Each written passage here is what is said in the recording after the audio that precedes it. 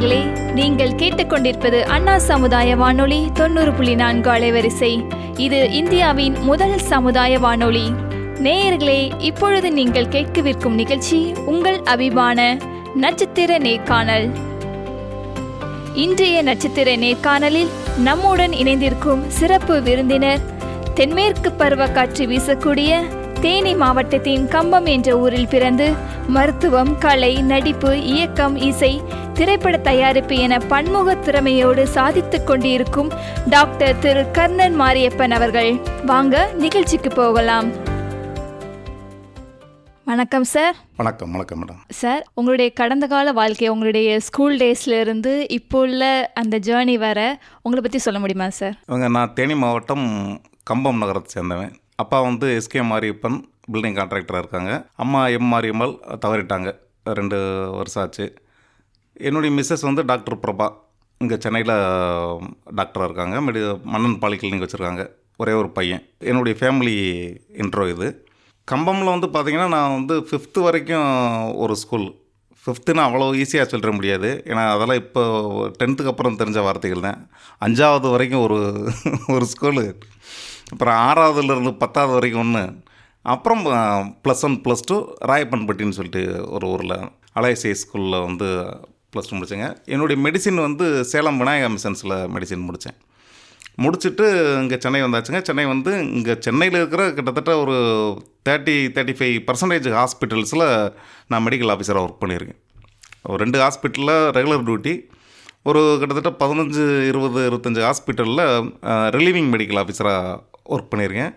So இன்றைக்கி வரைக்கும் தொடருது. என்னுடைய ஷூட்டிங் இல்லாத நாட்கள், டிஸ்கஷன் இல்லாத நாட்கள் எல்லாம் நான் ஹாஸ்பிட்டல்ஸில் இன்றைக்கி என் ஃப்ரெண்ட்ஸுக்காக ரிலீவிங் டியூட்டிஸ் பார்த்துக்கிட்டு தான் இருக்கேன். ஓகே சார், அதே மாதிரி இன்னொரு கேள்வி என்னென்னா, நீங்கள் ஸ்கூல் டேஸ்லாம் தமிழ் மீடியமா இல்லை இங்கிலீஷ் மீடியம் சார்? அதான் சொன்னேன், 1வதுலேருந்து 5ஆப்புன்னு சொல்லிட்டு, அது தமிழ் மீடியம் தாங்க. ஓகே, ஏன்னா தமிழ் மீடியத்தில் படித்து இந்த மாதிரி வர முடியுமான்னு ஒரு கேள்வி நிறைய பேருக்கு ஒரு தயக்கமாகவும் இருக்கும். ஏன்னா தமிழ் மீடியம் படிச்சுட்டு கவர்மெண்ட் ஜாப் அந்த மாதிரி தான் போவாங்க. எம்பிபிஎஸ்லாம் வர முடியுமா? நம்ம சிபிஎஸ்சி அந்த மாதிரி வேறு லெவல் எஜுகேஷன் படித்தா தான் நம்ம டாக்டர், இன்ஜினியர், ஹை லெவல் ஜாப்க்கு போக முடியும்னு ஒரு இது இருக்கும். ஸோ நீங்கள் உங்கள் லைஃப் சொல்லும்போது அண்டர்ஸ்டாண்ட் பண்ண முடியுது. நீங்கள் தமிழ் மீடியம் படிச்சுட்டு ஒரு கிராமத்துலேருந்து இந்த மாதிரி வந்திருக்கீங்க போது நிறைய பேருக்கு தன்னம்பிக்கை கண்டிப்பாக இருக்கும். ஓகே, தமிழ் மீடியத்தில் படித்தாலும் நம்மளால் வர முடியுங்கிறது. அதை பற்றி நீங்கள் தான் சொல்கிறீங்களா சார்? இல்லைங்க, அதாவது அந்த பீரியட்னு இல்லை, எந்த பீரியடாக இருந்தாலும் தமிழில் படித்தா வர முடியாதுன்றதெல்லாம் கிடையவே கிடையாது. இன்றைக்கி விரல் விட்டு நீங்கள் எண்ணக்கூடிய ஆட்களில் அதில் கேட்டிங்கன்னா அவங்க கண்டிப்பாக 10th வரைக்காவது தமிழில் படித்தவங்க நிறையா வின் பண்ணியிருக்காங்க.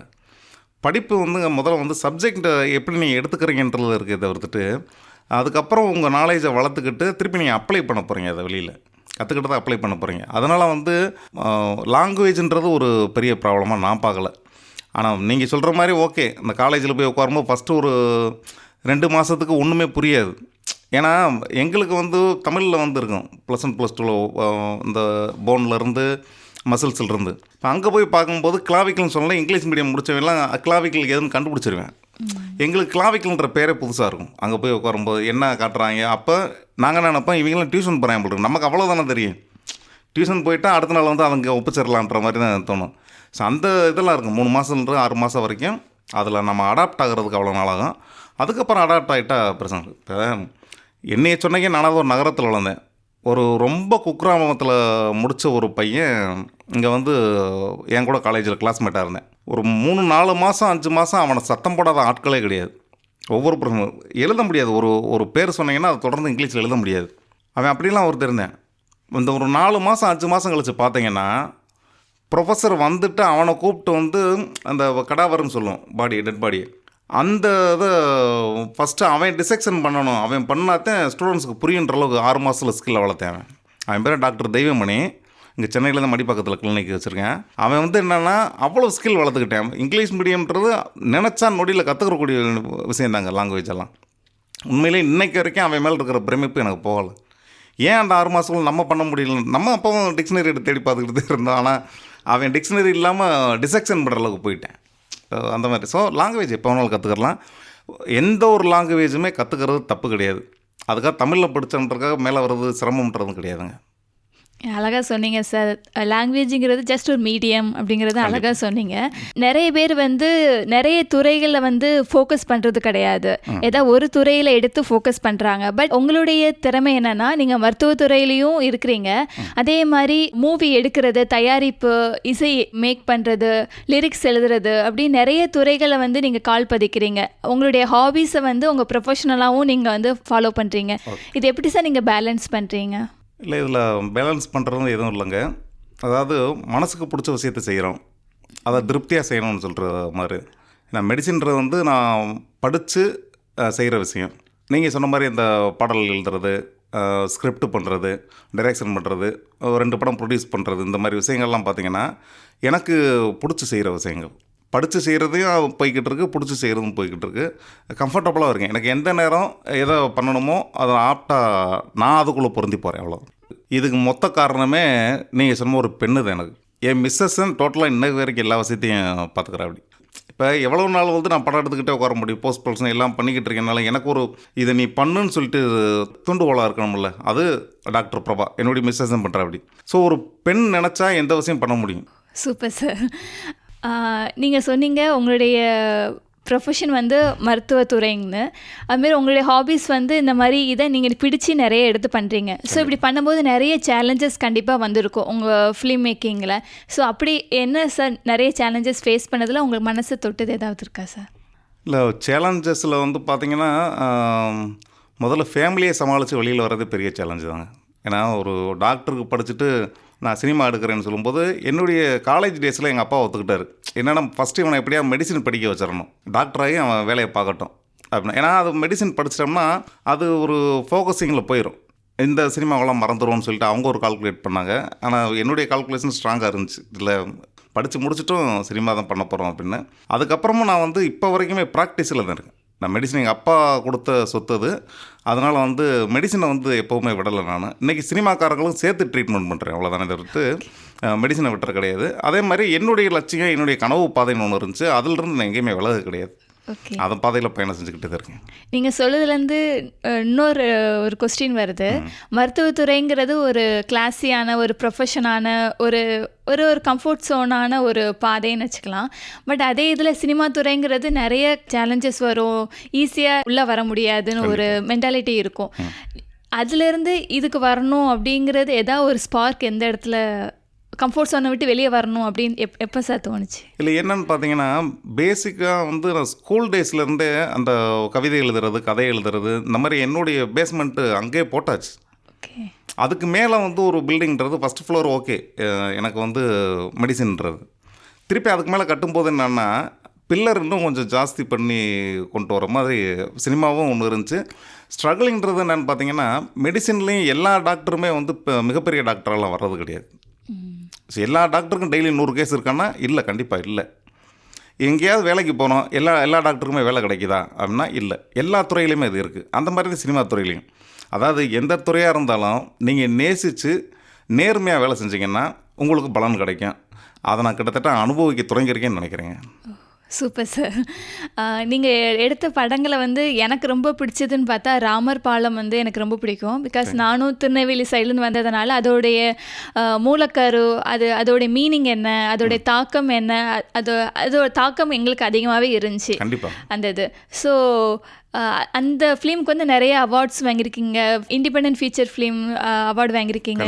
அதை பற்றி நீங்கள் என்ன சார் நினைக்கிறீங்க, ஷேர் பண்ண முடியுமா? இல்லை, இப்போ நீங்கள் சொன்ன மாதிரி பிடிச்ச படங்களில் ராமர் படம்ன்றபோது எனக்கு என்னென்னா ராமர் படம் மாதிரி இன்னொரு படம் பண்ண மாட்டோமா அப்படின்ற ஒரு ஏக்கம் எனக்கு இருக்குது. ஏன்னு பார்த்தீங்கன்னா கமர்ஷியலாக போகலை அந்த படம். அந்த படம் கமர்ஷியலாக போகாதுன்னு சொல்லிட்டு எங்களுக்கு தெரியும், தெரிஞ்சு எடுக்கப்பட்ட படம் அது. ஏன்னா ஒரு சமுதாயத்தில் வந்து ஒரு வாழ்வியலை சொல்கிறோம், அதில் வந்து வெகுஜன மக்களுக்கு என்ன பாதிக்குதோ அந்த விஷயத்தை கண்டென்ட்டாக வெளியில் கொண்டு வரும்போது கண்டிப்பாக அது கமர்ஷியலாக போகாது. தெரிஞ்சே நாங்கள் ப்ரொடியூஸ் பண்ணோம். டைரக்டர் மட்டும் இல்லை, மதுரை அண்டு தூத்துக்குடி மக்கள், திருநெல்வேலி மக்கள்லாம் வந்து அவ்வளோ சப்போர்ட் கொடுத்தாங்க. எங்களை வந்து ஆக்சுவலாக வந்து ஒரு சினிமா மக்களாக பார்க்காம வந்து யாரோ கெஸ்ட்டு வந்திருக்காங்க, ஒரு 2 மாதம் நம்ம ஊர்களில் தங்கியிருப்பாங்கன்னு, அந்த மாதிரி அவ்வளோ பண்ணாங்க. நீங்கள் கேட்ட மாதிரி அது பெரிய சவாலான படம். விருதுகள் வாங்கினது காரணம் உண்மையிலே சொல்கிறேன், அந்த படத்துடைய இயக்குனர் தான் காரணமே தவிர்த்து அதில் எந்த விதத்துலையும் நான் காரணம் கிடையாது. இயக்குனர் சண்முகவேல்னு சொல்லிட்டு அவர் அந்த படத்துடைய டைரக்டர். அவர் ஆக்சுவலாக அந்த ஒர்க்கை வந்து அவ்வளோ சிறப்பாக பண்ணார். ஆந்திர மாநிலத்தில் வந்து திருப்பதியில் வந்து அதுக்குண்டான அவார்டு கிடச்சி 2023 அந்த அவார்டு வாங்கினாங்க. ஓகே. இந்த ராமர் பாலம் அந்த மூவி எடுக்கிறதுக்கு ஒரு இன்ஸ்பிரேஷன் என்ன சார்? இன்ஸ்பிரேஷன்னா என்னென்னு பார்த்தீங்கன்னா, ஒரு சேனலில் ஒரு நியூஸ் பார்க்குறோம். வழக்கமாக ஒரு கண்டென்ட் தேடிக்கிட்டு இருக்கோம், படம் பண்ணணும்னு சொல்லிட்டு ஒரு லவ் சப்ஜெக்ட் ரெடி பண்ணியாச்சு. இப்போ இதில் கொஞ்சம் ஸ்ட்ராங்காக ஏதோ ஒரு கண்டென்ட் இருக்கணும்னு பார்க்கும்போது ஒரு சேனல் அதில் விஷுவல்ஸை பார்த்துக்கிட்டு இருக்கோம். கும்பகோணம் மாதிரி ஏரியாவில் வந்து ஒரு வயசானவரோ இந்த மாதிரி ஆட்கள் யாரோ ஒரு பர்சனை இறந்துட்டாங்கன்னா அவங்கள வந்து அடக்கம் பண்ணுறதுக்கு ஒரு ஆற்றை கடந்து போகணும். அது கட்டிலில் வச்சு தான் அந்த பாடியை தூக்கிட்டே போகணும். இப்படி ஒரு கண்டென்ட்டு கிடச்சிச்சு. நாங்கள் பார்த்தோம். பார்த்துட்டு திருப்பி அந்த தொலைக்காட்சி நிறுவனத்துடைய ஆஃபீஸுக்கு போயிருந்தோம். போயிட்டு அவங்கக்கிட்ட கேட்டு, சார் இந்த மாதிரி அந்த கண்டென்ட் உங்கள்கிட்ட இருக்குது, திருப்ப ஒரு டைம் நாங்கள் பார்க்கணுன்னா அதில் பார்க்க முடியல. அப்போல்லாம் பார்த்தீங்கன்னா லைவ் டெலிகாஸ்ட்லாம் கிடையாது. இன்னொன்று யூடியூப் சேனல்ஸ் எல்லாம் 2010 அவ்வளோ பெருசாக இல்லை. அப்போ அங்கே அந்த நிறுவனத்தில் போய் கேட்டால் தான் முடியும். அவங்க எங்களுக்காக போட்டு காட்டினாங்க. திருப்பி அந்த விஷுவல்ஸ் பார்த்தோன்னே எங்களுக்கு ஒரு கண்டென்ட் தோணுச்சு. ஒரு சோசியல் ப்ராப்ளத்தை உள்ளே வச்சுட்டு இந்த லவ் கதை, ஒரு ஜாதி விஷயங்கள் பற்றி நிறையா விஷயங்களை உள்ளே வச்சு காரணம் இன்ஸ்பிரேஷனாக இருந்தது அந்த சேனல் தான். கண்டிப்பாக சார். அதே மாதிரி நீங்கள் நிறைய மூவிஸுமே ஆக்ட் பண்ணியிருக்கிறீங்க. குட்டி குட்டி ரோல்ஸாக இருக்கட்டும், ஆக்டிங்லேயுமே நீங்கள் வந்து அந்த ஆர்வம் காட்டியிருக்கீங்க. எப்படி நிறைய ஸ்கில்ஸை வந்து வளர்த்துக்கணும், அதை வந்து இன்னொரு லெவலுக்கு நம்ம எடுத்துகிட்டு போகணும், அந்த ஆர்வம் வந்து எப்படி சார் உங்களுக்கு வந்தது? இல்லை 2 பதில் சொல்லணும் உங்களுக்கு. ஒன்று உண்மையை சொல்லணும், இன்னொன்று பொய் சொல்லணும். ஃபஸ்ட்டு வந்து பொய் சொல்லிடுறேன். நான் நல்லா நடிப்பேன் அப்படின்ற நினச்சிட்டு என்னை கூப்பிட்டாங்க. அந்த மாதிரி ஒரு 7-8 படம் 10 படம் பண்ணியாச்சுங்க. குட்டி குட்டி கேரக்டரும் சரி, பெரிய கேரக்டரும் சரி. இப்போ நான் டைரக்ட் பண்ண படத்துலேயே வந்து செகண்ட் லீடே நான் தான் பண்ணியிருப்பேன் 45-54 படத்தில். இது வந்து பொய். ஆனால் நடந்திருக்கு. உண்மையான ரீசன் என்னன்னு பார்த்தீங்கன்னா, நான் ஒரு ப்ரொடியூசர்கிட்ட போயிட்டு வந்து ஒரு வாய்ப்பு கேட்டு போவேன். அப்போ என்னை அவாய்ட் பண்ணுறதுக்கு ஒரு டாக்டர் படித்த பையனை இங்கேருந்து வெளியில் அனுப்பிச்சிட முடியாது, கேட்லேயே அனுப்ப முடியாது. அதுக்காக மேலே கூப்பிட்டு ஏசி ரூமில் உட்கார வச்சு, இப்போதைக்கு அந்த வாய்ப்பு இல்லை, ஒரு சின்ன கேரக்டருக்கு பண்ணிடுறீங்களா, இல்லை ஒரு பாட்டு இருக்குது எழுதிடுறீங்களா, அதாவது எனக்கு டைரெக்ஷன் வாய்ப்பு கொடுக்கக்கூடாது, என்னை அவாய்ட் பண்ணிட்டும் போயிடக்கூடாது. ஸோ அதுக்கு ஏதாவது ஒரு வாய்ப்பு கொடுத்துடணும் அப்படின்ற மாதிரி கொடுக்கப்பட்டது நடிப்பு அண்ட் பாடல் எழுதுறது உண்டானது. மற்றபடி நீங்கள் நினைக்கிற மாதிரிலாம் நடிப்பு இது எல்லாத்துலேயும் கான்சன்ட்ரேட் பண்ணுறீங்க, அவ்வளோலையும் பெருசாக வரீங்கன்ட்டு நான் இம்ப்ரோவைஸ் பண்ணுறேனே தவிர்த்துட்டு இது எல்லாமே அவங்க என்னுடைய திறமை பார்த்து கொடுத்தது கிடையாது. கொடுத்ததுக்கப்புறம் எனக்கு இருக்கா இல்லையான்றது டிசைட் பண்ணுறாங்க, அவ்வளோ. ஓகே. இப்போ வந்து நிறைய யங்ஸ்டர்ஸ் வந்து யூடியூப்லேயும் சரி, சினிமா துறையிலையும் தங்களுடைய டேலண்ட்டை வந்து வெளிப்படுத்தணும்னு சொல்லிட்டு யூடியூப் வீடியோஸ் போடுறாங்க. இப்போ நிறைய யங் டேரக்டர்ஸுமே நிறைய வர ஆரம்பிக்கிறாங்க. ஆனால் நீங்கள் சொன்ன மாதிரி அவங்களுடைய கருத்துள்ள படங்கள் எல்லாமே கமர்ஷியலாக போகிறது கிடையாது. ஸோ அவங்களுக்கு நீங்கள் என்ன சொல்ல விரும்புகிறீங்க சார்? இல்லை, அதான் நான் பார்த்தீங்கன்னா வெடியுண்டு கலாச்சாரம், கத்தி அருவா கத்தியெல்லாம் எடுத்துகிட்டு வந்து பண்ணுறது, போதைப்பொருள், இந்த மாதிரி விஷயங்களை வச்சுட்டு ஒரு படம் பண்ணி கமர்ஷியலாக ஜெயிக்கிறத விட சமுதாயத்துக்கு தேவையான ஒரு படம் நான் கமர்ஷியலாக கூட வந்து தோற்று போகிறது நல்லதுன்னு நினைப்பேன். ஆக்சுவலாக இந்த கண்டென்ட் 10-20 வருஷம் கழிச்சு பேசப்படும். இப்போ நீங்கள் உங்களுடைய முதல் கேள்வி என்ன கேட்டீங்க? ராமர் பாலம் படத்தை பற்றி கேட்டீங்க. அந்த படம் நான் ஒன் ஆஃப் தி ப்ரொடியூசர். ஆனால் நான் டைரக்ட் பண்ண படத்தை நீங்கள் முதல்ல கேட்கல. ஏன்னா நான் டைரக்ட் பண்ணது கமர்ஷியல் படம். ராமர் பாலம் வந்து நீங்கள் கண்டென்ட் உள்ள படம், ஒரு சமுதாயத்துக்கு ஒரு சோசியல் கான்செப்டை வச்சு ஒரு தீர்வு, எங்களால் இந்த மாதிரி தீர்வு சொல்ல முடியும் அப்படின்னு சொன்ன படம். இது இன்றைக்கி இல்லைங்க, நீ 25 வருஷம் கழிச்சு கூட நிற்கும். அந்த மாதிரி கமர்ஷியல் படங்கள் வந்து ஓகே, வசூல் ரீதியாக பெரிய ஹீரோவுக்கு தாங்க போகும். இப்போ குறிப்பிட்ட நடிகர்களை சொல்லலை, சமீபத்தில் கூட வந்து ஒரு நடிகருடைய படம் கூட வந்து நல்ல ஒரு கண்டென்ட் வச்சு பண்ணும்போது பெரிய ஹீரோ அவர். அந்த படம் போகலை, சரியாக போகலை. ஏன்னா நம்ம ஆளுங்க வந்து ஆக்ஷன் பிளாக்கவே யோசிச்சுக்கிட்டு இருக்காங்க. அது மட்டுமே லைஃப் கிடையாது. ஒரு வீடு இருக்குது, எவ்வளோ நேரம் சண்டை போட்டுக்கிட்டு இருப்பீங்க? 10 நிமிஷம் சண்டை போட்டு திருப்பி சாப்பிட்றதுக்கு டேபிளுக்கு வந்து தான் ஆகணும். அங்கே நீங்கள் ஒருத்தர் ரசம் எடுக்கணும், ஒருத்தர் குழம்பு எடுக்கணும்ல. இந்த விஷயம் புரிஞ்சுக்கிட்டாலே போதுங்க, சினிமா தப்பிச்சிடும். நீங்கள் சொன்ன ஆன்சர்லேருந்து ரொம்ப ஆச்சரியமாகவும் இருக்குது. இன்னொரு கேள்வி என்னென்னா, மருத்துவம் ரிலேட்டடாக சினிமா எடுக்கணும் அப்படின்னு ஏதாவது ஒரு இன்ட்ரெஸ்ட் இருக்கா சார்? இல்லைங்க, மருத்துவம் வந்து வேறு. சினிமாக்குள்ளே இருக்கிறவங்களுக்கு மருத்துவம் பார்க்கலாம். மருத்துவத்தை வச்சுட்டு நான் சினிமா பார்க்க முடியாது. ஏன்னு பார்த்தீங்கன்னா, சொன்ன மாதிரி மருந்து ரீதியாக சொல்லணும்னா எதுவுமே ஓவர் டோஸ் ஆகிடக்கூடாது. ஒருத்தரை பார்க்குறேன், எனக்கு உடம்பு முடியலன்னு என் அசிஸ்டண்ட்டோ இல்லை என்னுடைய சீனியர்ஸோ வேற ஒரு ப்ரொடியூசரோ கேட்குறாங்கன்னா அந்த மருந்தோட நிப்பாட்டிக்கிறேன் நான். அந்த மருந்து யார் கண்டுபிடிச்சா, அதை வச்சு ஒரு சப்ஜெக்ட் பண்ணுவோமா, எங்கேயாவது இந்த மெடிசன் உள்ளே கொண்டு வந்து இதுக்கு 1000 பேர் இருக்காங்க, அதுக்கு நான் தேவையில்லைன்னு நினைக்கிறேன். Okay sir, thank you. அண்ட் இப்போ உள்ள தமிழ் இண்டஸ்ட்ரியில் வந்து எது ஸ்ட்ரென்த்துன்னு நினைக்கிறீங்க, எது வீக்னஸ்ன்னு நினைக்கிறீங்க சார்? எதை பற்றி கேட்குறீங்க? இப்போ இப்போ நிறைய டெக்னாலஜிஸ் வந்து டெவலப் ஆக ஆரம்பிச்சிட்டு, லைக் ஏஐ ரிலேட்டடாக நிறைய வர ஆரம்பிச்சிட்டு, ஸோ நம்மளுடைய ஐடியாஸ் வந்து நிறைய கமர்ஷியல் ஆகாட்டாலும், ஏன்னா இப்போ நிறைய பேர் நிறைய சம்பாதிக்கணும் அப்படின்னா மூவி இண்டஸ்ட்ரியை தான் சூஸ் பண்ணுறாங்க. ஏன்னா தான் அவங்க மற்ற டேலண்ட் இருந்தாலுமே சீக்கிரமாக குயிக்காக நம்ம பணம் சம்பாதிக்கணும்னா மூவி இண்டஸ்ட்ரிங்கிறப்போ. ஆனால் அதே ரிலேட்டடாக வந்து அவங்க சமுதாயத்துக்கு ஏதாவது நல்லது செய்யணும், நல்ல கருத்துள்ள படங்கள் கொண்டு வரணும் அப்படிங்கிற ஒரு ஆர்வமும் இருக்குது. அது ஒரு வீக்னஸும் கூட, ஸ்ட்ரென்த்தும் கூட. ஸோ உங்களுடைய ஷேரிங் சார். அதாவது என்ன சார்ந்தவங்க மட்டும் படம் பாருங்கன்னு சொல்லிட்டு எந்த டைரக்டரோ ப்ரொடியூசரோ படம் பண்ணுறது கிடையாது. அந்த படத்துக்கு டிக்கெட் வாங்குறது யாராக இருந்தாலும் பரவாயில்லைன்னு சொல்லி தான் படம் எடுக்கிறாங்க. ஆனால் சொல்கிறது மட்டும் ஏன் சமுதாயம் பெருசு, உன் சமுதாயம் பெருசுன்னு பேசுகிறது வந்து 100க்கு 100 தவறான முட்டாள்தனமான ஒரு விஷயம்.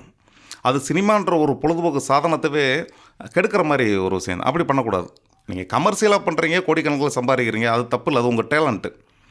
ஏஐ இருக்குன்னா ஏஐ வச்சு படம் முழுக்கவே முடிக்க முடியாது. ஏதோ ஒரு போர்ஷன் அது தேவைப்படுதா, தேவைப்படுற இடத்துல பண்ணலாம். அந்த மாதிரி விஷயங்கள் பண்ணிடலாமே தவிர்த்துட்டு, மற்றபடி கண்டென்ட்டு தாங்க, நல்ல கண்டென்ட்டு தான் பேசப்படுமே தவிர்த்துட்டு, டெக்னாலஜி வந்து அதுக்கு சப்போர்ட்டாக இருக்குமே தவிர்த்து டெக்னாலஜி மட்டுமே ஒரு படத்தை பெருசாக்கிறார். உங்கள் கூட பேசும்போது இன்னும் நிறைய ஆர்வங்கள் நிறைய வருது. இப்போ உள்ள யங்ஸ்டர்ஸ் வந்து நீங்கள் சொன்ன உங்களை மாதிரி தான் எல்லா துறைகளையுமே நல்லா வரணும்னு ஆசைப்படுறவங்களும் இருக்கிறாங்க. ஸோ அவங்க என்னென்ன துறைகளில் படித்தா நல்லா இருக்கும்னு நீங்கள் நினைக்கிறீங்க சார்? இல்லை, அதாவது சினிமா ஒரு காலத்தில் டிஎஃப்டி முடித்தாதான் வந்து ஒரு கெத்தாக இருந்துச்சு. அதுக்கு முன்னாடி எக்ஸ்பீரியன்ஸ் மட்டும் இருந்துச்சு. ஒரு டைரக்டர்கிட்ட ஒர்க் பண்ணவங்க அடுத்து 10 வருஷம் ஒர்க் பண்ணிவிட்டு அதுக்கப்புறமா படம் பண்ணாங்க. அதுக்கப்புறம் டிஎஃப்டி வந்துச்சு, அவங்க ஒரு ட்ரெண்டு உருவாக்குனாங்க. அதுக்கப்புறம் அந்த ட்ரெண்டு கொஞ்சம் கம்மியாச்சு. மீடியா சயின்சஸ் அதிகமாகிடுச்சு. இப்போ கூட பேசிக்கிட்டு இருக்கோம் நம்ம அதை பற்றி. மற்ற காலேஜுகள்லேருந்து ஏஐடிஎஸ் இது எல்லாமே வந்து சினிமாவுக்குள்ளே அடாப்ட் பண்ணுற அளவுக்கு வந்துருச்சுங்க. அது பிரச்சனை இல்லை. படிக்கிற படிப்பை வந்து தேர்ந்தெடுக்க படிக்கிறீங்களா, அது யார், எந்த பர்சன் படிக்க போகிறாரு, அவருக்கு என்ன தோணுது. இப்போ என் பையனை கூப்பிட்டு டாக்டராக படின்னு நான் சொல்ல மாட்டேன். ஏன்னா அவன் ஆர்டிஃபிஷியல் இன்டெலிஜென்ஸ் தேவைன்னு அவன் டிசைட் பண்ணுறேன். அதில் அவன் வந்து நல்லா பண்ண முடியும். ஸோ அவனுக்கு தேவையான துறையை தேர்ந்தெடுத்து படிக்கணும். அதே மாதிரி தான் எல்லா ஸ்டூடெண்ட்ஸுமே. இப்போ நல்ல கேள்வி இது. பெற்றவங்க வந்து தயவுசெய்து ஸ்டூடெண்ட்ஸ் மார்க் கம்மியாக வாங்கியிருக்காங்கன்னு சொல்லிட்டு எக்காரணம் கூட சிரமப்படுத்தாதீங்க. அது வந்து என்னென்னா அவனுக்கு என்ன பிடிச்சிருக்கோ அதை படிக்க விடுங்க ஃபஸ்ட்டு பெற்றவங்களுக்கு. ஸ்டூடெண்ட்ஸுக்கு என்னென்னா உங்களை வந்து இவ்வளோ தூரம் படிக்க வச்சு செலவு பண்ணி நீங்கள் ஒரு நல்ல இடத்துல இருக்கணுன்றதுக்காக உங்கள் பேரண்ட்ஸ் போராடிக்கிட்டு இருக்காங்க. ஏதோ 2 வாரத்தை சொல்லிட்டாங்கன்றதுக்காக வந்து ஊரை விட்டு ஓடி போகிறதோ தற்கொலை முயற்சியோ இதெல்லாம் பண்ணக்கூடாது. பிடிச்ச படிப்பு இதை நான் படிக்கிறேன்னு சொல்லிட்டு 2 நாள் சாப்பிடாம இருங்க. அப்படி பரவாயில்ல, நீங்கள் சாப்பிடாம இருக்கிறத விட்டுற மாட்டாங்க. உடனே சரி ஏன் படிக்கிறேன்னு உங்கள் அம்மாவாவது கேட்பாங்க. பசங்களுக்கு அந்த மாதிரி மனப்போக்கு உருவாக்குங்க. அப்புறம் சுற்றுப்புறத்தில் இருக்கிறவங்களுக்கு அந்த பையன் மார்க் கம்மியாக வாங்கிட்டானா, இந்த பொண்ணு கூடுதலாக மார்க் வாங்கிருச்சு, பக்கத்து வீடு, குழந்தைகளோட மனநலம் பாதிக்கிற மாதிரி எந்த விஷயத்தையும் பேசாதீங்க. நீங்கள் பக்கத்து வீட்டுக்காரங்க, அவ்வளோதான். அவங்க அப்பா அம்மாவுக்கே நான் அட்வைஸ் பண்ணுறேன்னா பக்கத்து வீட்டுக்காரங்க நீங்கள் பேசுறது ரைட்ஸ் கிடையாது. ஏன்னா குழந்தைங்களை வந்து தயவு செஞ்சு குழந்தைங்களா இருக்க விடுங்க, அவங்க போக்குள்ள படிக்க விடுங்க, அவ்வளோதான். நீங்கள் சொன்னதுலேருந்து நாங்களுமே நம்மளுடைய ரூரல் ஏரியாஸ்லேயும் இருக்கட்டும், நிறைய பேர் பேரண்ட்ஸ் வந்து புஷ் பண்ணுவாங்க, டாக்டராக போ. மோஸ்ட்லி லேடிஸ் விமன்னாலே நீங்கள் வந்து சேஃபான ஏரியானா டீச்சராக போகிறது அந்த மாதிரின்னு சொல்லுவாங்க. ஆனால் எப்படி சார், இப்போ உள்ள ஒவ்வொரு குழந்தைங்களுக்கும் ஒவ்வொரு டேலண்ட் இருக்கும். அது ரிலேட்டடாக ப்ரொஃபஷனை சூஸ் பண்ணால் நல்லாயிருக்கும். அது எப்படி சூஸ் பண்ணுறதுன்னு ஒரு ஐடியா கொடுக்க முடியுமா சார்? இல்லை, என்னென்னு பார்த்தீங்கன்னா பொதுவாகவே டாக்டரு, இன்ஜினியர், வக்கீல் இவங்க தான் வந்து உலகத்தை காப்பாற்ற போகிறாங்க, அவங்க மட்டும்தான் கல்வித்துறையில் பெரிய ஆளுன்னு சொல்லிட்டு நினைக்கிறது வந்து முதல்ல மாற்றணும். அப்படி கிடையாது. நமக்கு கண்ணுக்கு தெரியாத எவ்வளோ படிப்புகள் இருக்குங்க. நம்ம காதலோடு கேள்விப்பட்டிருக்க மாட்டோம், அவ்வளோ படிப்புகள் இருக்குது. இப்போ மரைன் இன்ஜினியரிங்லாம் யாருக்கு தெரியும்? ஏதாவது தெரியுமா? இது வந்து சீட்டு எல்லாம் வேகன்சி அவ்வளோ இருக்குது, அதுக்கு போகணும். ஏன்னா கப்பல்லே இருக்கணும், அதெல்லாம் கிடையாதுங்க. நீங்கள் 4 நாள் பழகிட்டிங்கன்னா 5ஆவது நாள் அதை விட்டு வெளியில் வந்தால் தான் உங்களுக்கு சிரமமாக இருக்கும். இறங்கும் போதும் சிரமமாக இருக்கும். அதில் அவ்வளோ சேஃப்டி இருக்குது. அதில் எல்லாமே அவ்வளோ லேடிஸ் ஒர்க் பண்ணிக்கிட்டு இருக்காங்க. ஸோ அந்த மாதிரி புது புது படிப்புகள் உங்களுக்கு தெரிஞ்ச பக்கத்தில் ப்ரொஃபஸரு இல்லை வந்து ஒரு கோச்சிங் சென்டர் நடத்துகிறவர், உங்கள் பேரண்ட்ஸ் போய் கேளுங்க, சார் படிப்பில் என்னென்ன இருக்குது, எதான் ஆப்ட் ஆகும். நான் ஒரு பில்டிங் கன்ஸ்ட்ரக்ஷன் பண்ணிக்கிட்டு இருக்கேன், இதில் வந்து என் பையன் உடனே வந்து இன்ஜினியர் ஆகணும் அப்படின்னு யோசிக்காமல் டெக்ஸ்டைல் இன்ஜினியரிங் மாற்றுங்க, அது இன்ஜினியரிங் அப்படி மாற்றுங்க. அவருக்கு என்ன வருது அதை பண்ண விடுங்க.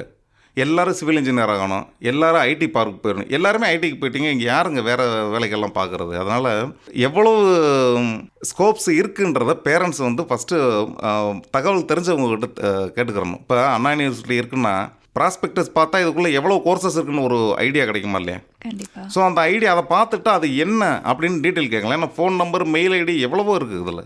எதுலேயும் ஒன்றில் அப்ளை பண்ணி அதில் கேட்கலாம். நீங்கள் இதுனா என்ன அப்படின்னு கேள்வி கேட்டால் அதுக்கு பதில் சொல்கிறதுக்கு இருக்காங்க, ஆஃபீஸர்ஸ் இருக்காங்க. அதை கேட்டுட்டு குழந்தைங்களுக்கு என்ன பிடிக்குதோ அது சேஃபாகவும் இருக்கான்றதை நம்ம டிசைட் பண்ணிட்டு, குழந்தைங்களுக்கு பிடிக்குதுன்றக்காக மட்டும் இல்லை, அது சேஃபாக இருக்குமா, ஃப்யூச்சருக்கு நல்லதா, இதை பார்த்துட்டு நம்ம சேர்க்கலாம். அவ்வளோதான். கண்டிப்பாக சார். உங்கள் சின்ன வயசுலேருந்து உங்களுடைய ஆர்வம் வந்து கவிதை எழுதுறதா இருக்கட்டும், நிறைய எழுதுறீங்க அந்த மாதிரிலாம் சொன்னீங்க. ஸோ தேனி மாவட்டம் கம்பம்னு சொல்கிறப்போ வந்து அந்த இதுலேருந்து வந்துட்டு உங்களுடைய பேரண்ட்ஸ் சின்ன வயசில் உங்களை எப்படி புஷ் பண்ணாங்க, அந்த கதையை சொல்ல முடியுமா சார்? இல்லை, எங்கள் பீரியட்லாம் வந்து நல்லா படி அவ்வளோதானே தவிர்த்துட்டு, ஏன்னா என்ன டியூஷன் போயிருக்கேன், எத்தனை மணிக்கு வரேன்றது வரைக்கும் கூட கவனிக்க மாட்டாங்க. ஸ்கூல் போகிறதெல்லாம் நாங்களே தாங்க போனோம். இந்த ஜென்ரேஷன் தான் பார்க்குறோம், அவங்கள கொண்டு போய் ட்ராப் பண்ணணும், திருப்பி பிக்கப் பண்ணணும். இந்த இதெல்லாம் எங்கள் காலத்தில் கிடையாது. ஒரு சைக்கிள் கூட கிடையாது, நடந்து தான் போகணும். 1.5-2 கிலோமீட்டரு நடந்து போயிட்டு திருப்பி நாங்கள் வந்துடணும். அப்போ சேஃபாக இருந்தோம். ஏன்னு பார்த்தீங்கன்னா, ஒரு தெருவிலேருந்து 15 குழந்தைங்க போவோம். 15 பேரில் ஒருத்தர் மிஸ் ஆனால் கூட நாங்களே எங்களுக்குள்ளேயே ஒரு ஹெட் இருப்பேன், அவன் கண்டுபிடிச்சேன் யார் அவனை காணா இவனை காணும். அந்த ஒற்றுமை யுனைட்டி இருந்துச்சு. அது இனிமேலும் வரணும். ஏன்னா பேரண்ட்ஸு போய் தனித்தனியாக பிக்கப் பண்ணுறது அது மாதிரி. மற்றபடி புஷப் பண்ணது நீங்கள் பெருசாக படிங்க, நல்லா வரணும், ஃப்யூச்சர் நல்லா இருக்கணும், அது பேரண்ட்ஸ் கொடுத்த கைடன்ஸு. நம்ம அந்த கவிதை எழுதுறதுலானாங்க, ஒரு கிளாஸில் 50 பேர் இருக்கானா அதில் 2 பேர் பண்ணுவேன், 3 பேர் பண்ணுவேன். 3 பேரில் எவனோ ஒருத்தன் சென்னைக்கு வரணும்னு முடிவு பண்ணேன். அந்த ஒருத்தன் மாதிரியே வேறு ஊர்லேருந்து வந்து ஒரு 40-50 பேர் இருப்பாங்க. 50 பேரில் 10 பேருக்கு லக்கு கிடைக்கும். அந்த 10 பேரில் எவன் ஒருத்தர் 2 பேர் வெளியில் தன்னை முகம் காட்டுறேன்ற வரைக்கும் அது ஒரு பெரிய ப்ராசஸ்ஸு. ஆனால் அது வரைக்கும் விடாப்பிடியாக உட்காந்துருக்கணும்.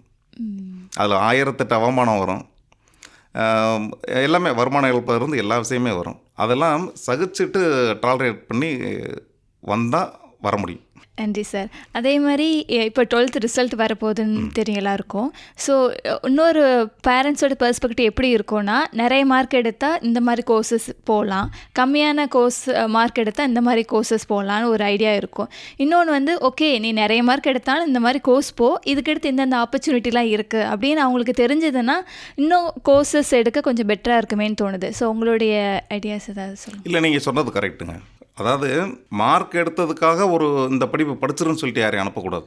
ஸ்கோர் பண்ணியிருந்தாலும் அவங்களுக்கு ஒரு இது பிடிச்சிருக்கும். அதாவது ஒரு 98% ஒருத்தர் முடிச்சிருக்கா, அப்படி வாங்கியிருக்கா அப்படின்னா அவருக்கு லாவில் போகணுன்னு யோசனை இருக்கும். அப்போ அவர் பாயிண்ட் ஆஃப் வியூவில் வந்து என்ன, அது எப்படி ஃப்யூச்சரில் இருக்குன்னு சொல்லிட்டு அவருக்கு நம்ம வந்து ஒரு அட்வைஸ் பண்ணிவிட்டு, அது என்ன இருக்குது, அது தேவையான ஆட்கள் இருக்காங்களா அவங்கக்கிட்ட கேட்டு, இது ஓகேவா, ஃப்யூச்சரில் பையனுக்கு செட் ஆகுமா இல்லை பொண்ணுக்கு செட் ஆகுமா, இதை கேட்டுட்டு கொண்டு போகணும். இல்லை மார்க் எடுத்துகிட்டு இதுக்காக இன்ஜினியரிங் போகணும், மார்க் எடுத்துகிட்டு இதுக்காக நீ டாக்டருக்கு படிக்கணும், அப்படி பண்ணக்கூடாது. நன்றி சார். நிறைய ஐடியாஸ் உங்கள்கிட்டருந்து வருது நிறைய பேசும்போது. இன்னொன்று என்னென்னா, இப்போ சம்மருக்கு நிறைய போயிட்டுருக்கிறதுனால லீவ்ஸ் நிறைய இருக்குது. ஸோ இந்த டேஸில் வந்து இப்போ உள்ள ஸ்டூடெண்ட்ஸ் அண்ட் யங்ஸ்டர்ஸ் வந்து எப்படி தங்களுடைய கோலுக்கு எப்படி ப்ரிப்பேர் பண்ணிக்கணும் அப்படின்னு சொல்கிறீங்களா சார்? இல்லை, ஒவ்வொரு சப்ஜெக்ட்டு ஒவ்வொரு கோர்சஸுக்கு பொறுத்த வரைக்கும் அது ப்ரிப்ரேஷன் தனியாக வேறு மாதிரி டிஃபர் ஆகும். என்னென்னா, கவனத்தோடு படிங்க, மனசுக்கு பிடிச்சி படிங்க. 4 பேர் நோட் பண்ணுறாங்க அதுக்காக படிச்சிருவோம் அப்படின்றது எப்போவுமே நமக்கு உதவாது. அதனால் வந்து அந்த விஷயம் பண்ணாதீங்க. அதே மாதிரி ரொம்ப அன்டைமில் முழிச்சு படிக்கிறதெல்லாம் எப்போவுமே ஸ்டூடெண்ட்ஸ் வச்சுருக்கக்கூடாது.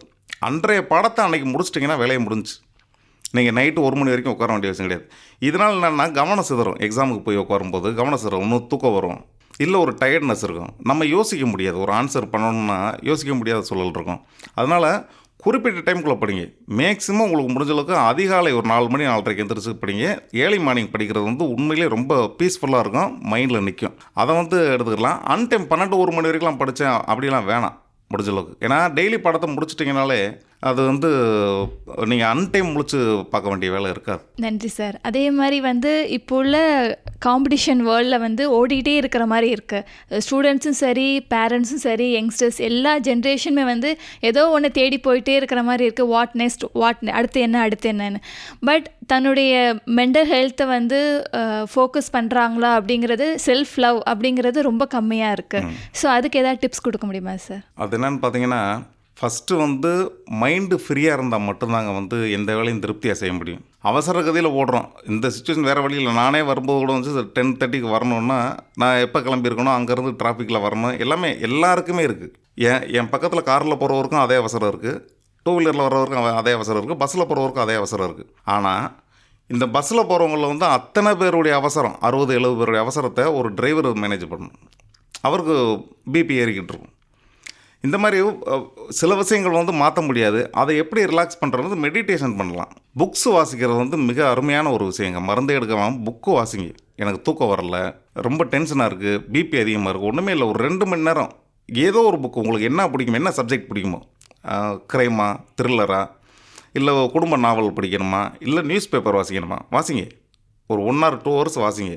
இருந்த ப்ரெஷர் எல்லாமே காணாமல் போயிடும். நீங்கள் காலையிலிருந்து இந்த அவசர உலகத்தில் ஓடுனீங்கல்ல, அந்த ஓட்டெல்லாம் அந்த 2 hours காணாமல் போயிடும். உடம்பை ஹெல்த்தியாக வச்சுக்கணும். நேரத்துக்கு தூங்கணும். ஒரு நாளைக்கு 8 மணி நேரமாக தூங்க வேண்டிய அவசியம் இருக்குது. மொபைல் ஃபோனு தயவுசெய்து நிறையா நோண்டாதீங்கலாம் சொல்லணும்னு ஆசையாக இருக்கும். என்னென்னா சொல்லிக்கிட்டே திருப்பி நான் மொபைல் ஃபோனை எடுத்து வச்சுருப்பேன். அதனால் வந்து அது சொல்கிற அளவுக்கு முடியுதான்னு தெரியல. நீங்கள் சொன்ன மாதிரி அது உண்மைதான் சார். எல்லாருமே வந்து லைக் 6வது விரல் மாதிரி இப்போ மொபைல் ஃபோன் எல்லார் கையிலையும் வந்துட்டு, ஆனால் அது எப்படி பாசிட்டிவாக யூஸ் பண்ணணும், அதுவுமே நிறைய ஒர்க் ஷாப் நிறைய போயிட்டுருக்குது, நிறைய ஐடியாஸ் போயிட்டுருக்குது. அதுக்கும் நன்றி சார். இன்னொரு கேள்வி என்னென்னா, இப்போ நிறைய மூவிஸ், இப்போ கருத்துள்ள மூவிஸ் நிறைய பண்ணிகிட்ருக்கீங்க. அடுத்து என்ன மாதிரி மூவி பண்ணலான்னு ஒரு ஐடியா இருக்கா சார்? அதாவதுங்க, எப்போவுமே வந்து நான் ப்ரொடியூஸ் பண்ணுற படம், நான் டைரக்ட் பண்ண படத்துக்கு வந்து ஒரு சின்ன வரைமுறை வச்சுருக்கேன். ஹீரோயின் ஓரியன்ட் இல்லாத படம் பண்ணணும்னு. நீங்கள் யார் வேணாலும் இது ஒரு ஆபத்தான கேள்வியாக கூட கேட்பீங்க. அது இல்லை. ஏன்னா இன்றைக்கி என்னென்னா, ஒரு ஹீரோயின் பேர் போட்டாலே ஒரு கவர்ச்சி ஆட்டம் இருக்கணும். அது எதுக்குமே அவங்க யூஸ் பண்ணுற மாதிரி படங்கள் பண்ணுறது கிடையாது. அவங்க வரணும், 4 சீனில் இருக்கணும், 2 பாட்டு, ஒரு கண்ணீர் விடுற சீன் இருக்கணும், ஒரு லவ் பேத்தாஸுக்கு இருக்கணும். இவ்வளோதான் படத்தில் யூஸ் பண்ணுறாங்களே தவிர்த்து ஹீரோயின் மெட்டீரியல் எதுக்காக யூஸ் பண்ணுறோம்னே அவங்களுக்கு தெரியல. ஸோ அது இல்லாமல் தான் என்னுடைய 2 படமும் இருந்துச்சு. ராமர் பாலத்துலேயும் ஹீரோயினுக்கு பெரிய ஸ்கோப் வச்சுருக்க மாட்டேன். டிஸ்கஸ் பண்ணும்போது அப்படி தான் பண்ணுது. 45-54 நான் டைரக்ட் பண்ண படத்தில் வந்து கிட்டத்தட்ட ஹீரோயின் வந்து ஃபோன் இன்ட்ரோ கட் மட்டும் தான் வச்சுருப்பேன். ஒரு லவ் ஃபீல் போய்கிட்டு இருக்குன்னு சொல்லி வச்சுருப்பேன் தவிர்த்துட்டு பெரிய இம்பார்ட்டன்ஸ் வச்சுருக்க மாட்டேன். இது இம்பார்ட்டன்ஸ் குறைபாடுன்னு சொல்லக்கூடாது. அவங்கள நான் வந்து கவர்ச்சியாக காட்டலைன்றதையும் சொல்லணும். ஏன்னா இன்றைக்கி சினிமாவில் ஹீரோயின்றனால கவர்ச்சியாக காட்டணும். எனக்கு அதில் உடன்பாடு இல்லை. மற்றபடி திருப்பி ஒரு 2-3 சப்ஜெக்ட் இருக்குது. ஒரு பெரிய ஹீரோயின்லேருந்து இப்போ நேற்று வந்த ஹீரோயின் கூட அந்த கதையை பண்ண முடியும். அது என்ன, டோட்டலாக ஹீரோயின் மட்டும்தான். அங்கே ஆக்சுவலாக அந்த படம் பண்ணும்போதெல்லாம் திருப்பி ஒரு இன்டர்வியூ நீங்கள் கூப்பிட்டிங்கன்னா அன்றைக்கி நீங்கள் இந்த கேள்விக்கு தான் முதல்ல கேட்பீங்க. ஏன்னா அந்த படத்தில் ஹீரோ டம்மியாக இருப்பார். ஹீரோவுக்கு மொத்தமே 8 சீன் இது. அந்த படத்தில் ஹீரோவுக்கு ஒன்றுமே இருக்காது. ஹீரோயின் ஒரு டோட்டல் ஒரு 2 ஊரில் இருக்கிற ஃபேமிலி எப்படி தாங்கி நிற்கிதுன்ற மாதிரி ஒரு ஸ்டோரியாக இருக்கும். என்னை பொறுத்தவரைக்கும் 2 பேருக்கு ஈக்குவல் இம்பார்ட்டன்ஸ் கொடுத்து படம் பண்ணுங்க. அப்படி இருந்தால் ஹீரோயின் இருக்கட்டும். இம்பார்ட்டன்ஸ் இல்லாமல் கவர்ச்சி பொம்மையாக கொண்டு வரதுக்கு ஹீரோயின் வச்சு படமே பண்ணாதீங்க. அந்த மாதிரி ஒரு கான்செப்டில் போய்கிட்டு இருங்க. இன்னொன்று, இப்போ சமீபத்தில் வல்லமைன்னு ஒரு படம் ரிலீஸ் ஆச்சு. நாங்கள் என் ஃப்ரெண்டு படம் தான் அது. ஸ்கிரிப்டெல்லாம் ஒர்க் பண்ணியிருந்தோம். ஒர்க் பண்ணி ஒரு ரொம்ப பெருசாக பேசப்படக்கூடிய படமாக தான் வந்துச்சு. இப்போ வந்த படங்களில் பேசப்படக்கூடிய படமாக அந்த படம் இருந்துச்சு. என்னென்னா, நீங்கள் ஏற்கனவே முதல்ல ஒரு கேள்வி கேட்டீங்க, அதுக்குண்டான பதில் தான் இருக்கும். என்னென்னு பார்த்தீங்கன்னா, கமர்ஷியல் ரீதியாக போகலை இது. அப்படி இருக்கும்போது நல்ல படம் எடுக்கிறதுக்கு எவ்வளோ பேர் வருவாங்கன்னு தெரியல. ஏன்னா மெடிசினில் சம்பாரித்து திருப்பி சினிமாக்குள்ளே போடுறோம். என்றைக்கோ திருப்பி வந்துடும், கோடிக்கணக்கில் மறப்போகுன்றதுக்காக இல்லை. ஒரு டைம் வர்ற சமுதாயத்துக்கு தேவையான ஒரு 4 கருத்து சொன்னோமா, ரைட்டு, அந்த மாதிரி ஒரு விஷயத்தை பண்ணுவோம். இல்லைன்னா பண்ணவே வேணாம். அந்த மாதிரி கான்செப்ட் தாங்க. நல்லா ஆர்வமாக இருக்குது சார் உங்கள் கூட பேசும்போது. இன்னொரு கேள்வி என்னென்னா, மீடியா ரிலேட்டடாக நிறைய கோர்சஸ் இருக்குது, படிக்கிறாங்க. ஆனால் படித்து முடித்த பிறகு வந்து வேலை ஜாப்பு அப்படின்னு போகும்போது வந்து நிறைய பேருக்கு தெரிஞ்சதுன்னா டைரக்ஷன், எடிட்டிங், சவுண்ட், அந்த மாதிரி குறிப்பிட்ட ஜாப் தான் இருக்குதுன்னு நினைக்கிறாங்க. ஆனால் என்னென்ன ஜாப் ஆப்பர்ச்சுனிட்டிலாம் இருக்குது சார், அதை பற்றி ஷேர் பண்ண முடியுமா?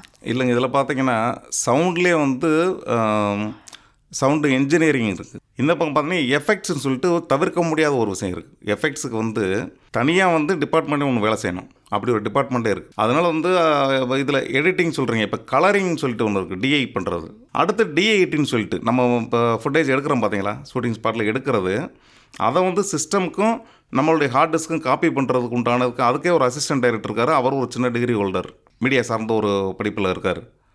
திருப்பி என்னென்னு பார்த்தீங்கன்னா, ஸ்கிரிப்டை வந்து பவுண்டடாக எடுக்கிறதுக்குன்னு சொல்லிட்டு ஒரு அசிஸ்டண்ட்டு. ஸோ அவங்களுக்கு என்ன இருக்குன்னா, ஷார்ட் ஹேண்டு இதெல்லாம் கற்றுருக்கணும். அதாவது மீடியாக்குள்ளே வந்து நான் அதான் சொன்னேன், டாக்டர், இன்ஜினியர், வக்கீல் தான் காப்பாற்ற போகிறாங்க, அவங்க தான் பெரிய படிப்பு படித்தவங்கன்னு சொல்கிற மாதிரி, டைரக்டரு, கேமராமேனு, எடிட்டர் தான் பெரிய ஆளுன்னு சொல்லி நினைக்கிறதும் ஒரு மாதிரி மூடத்தனம்.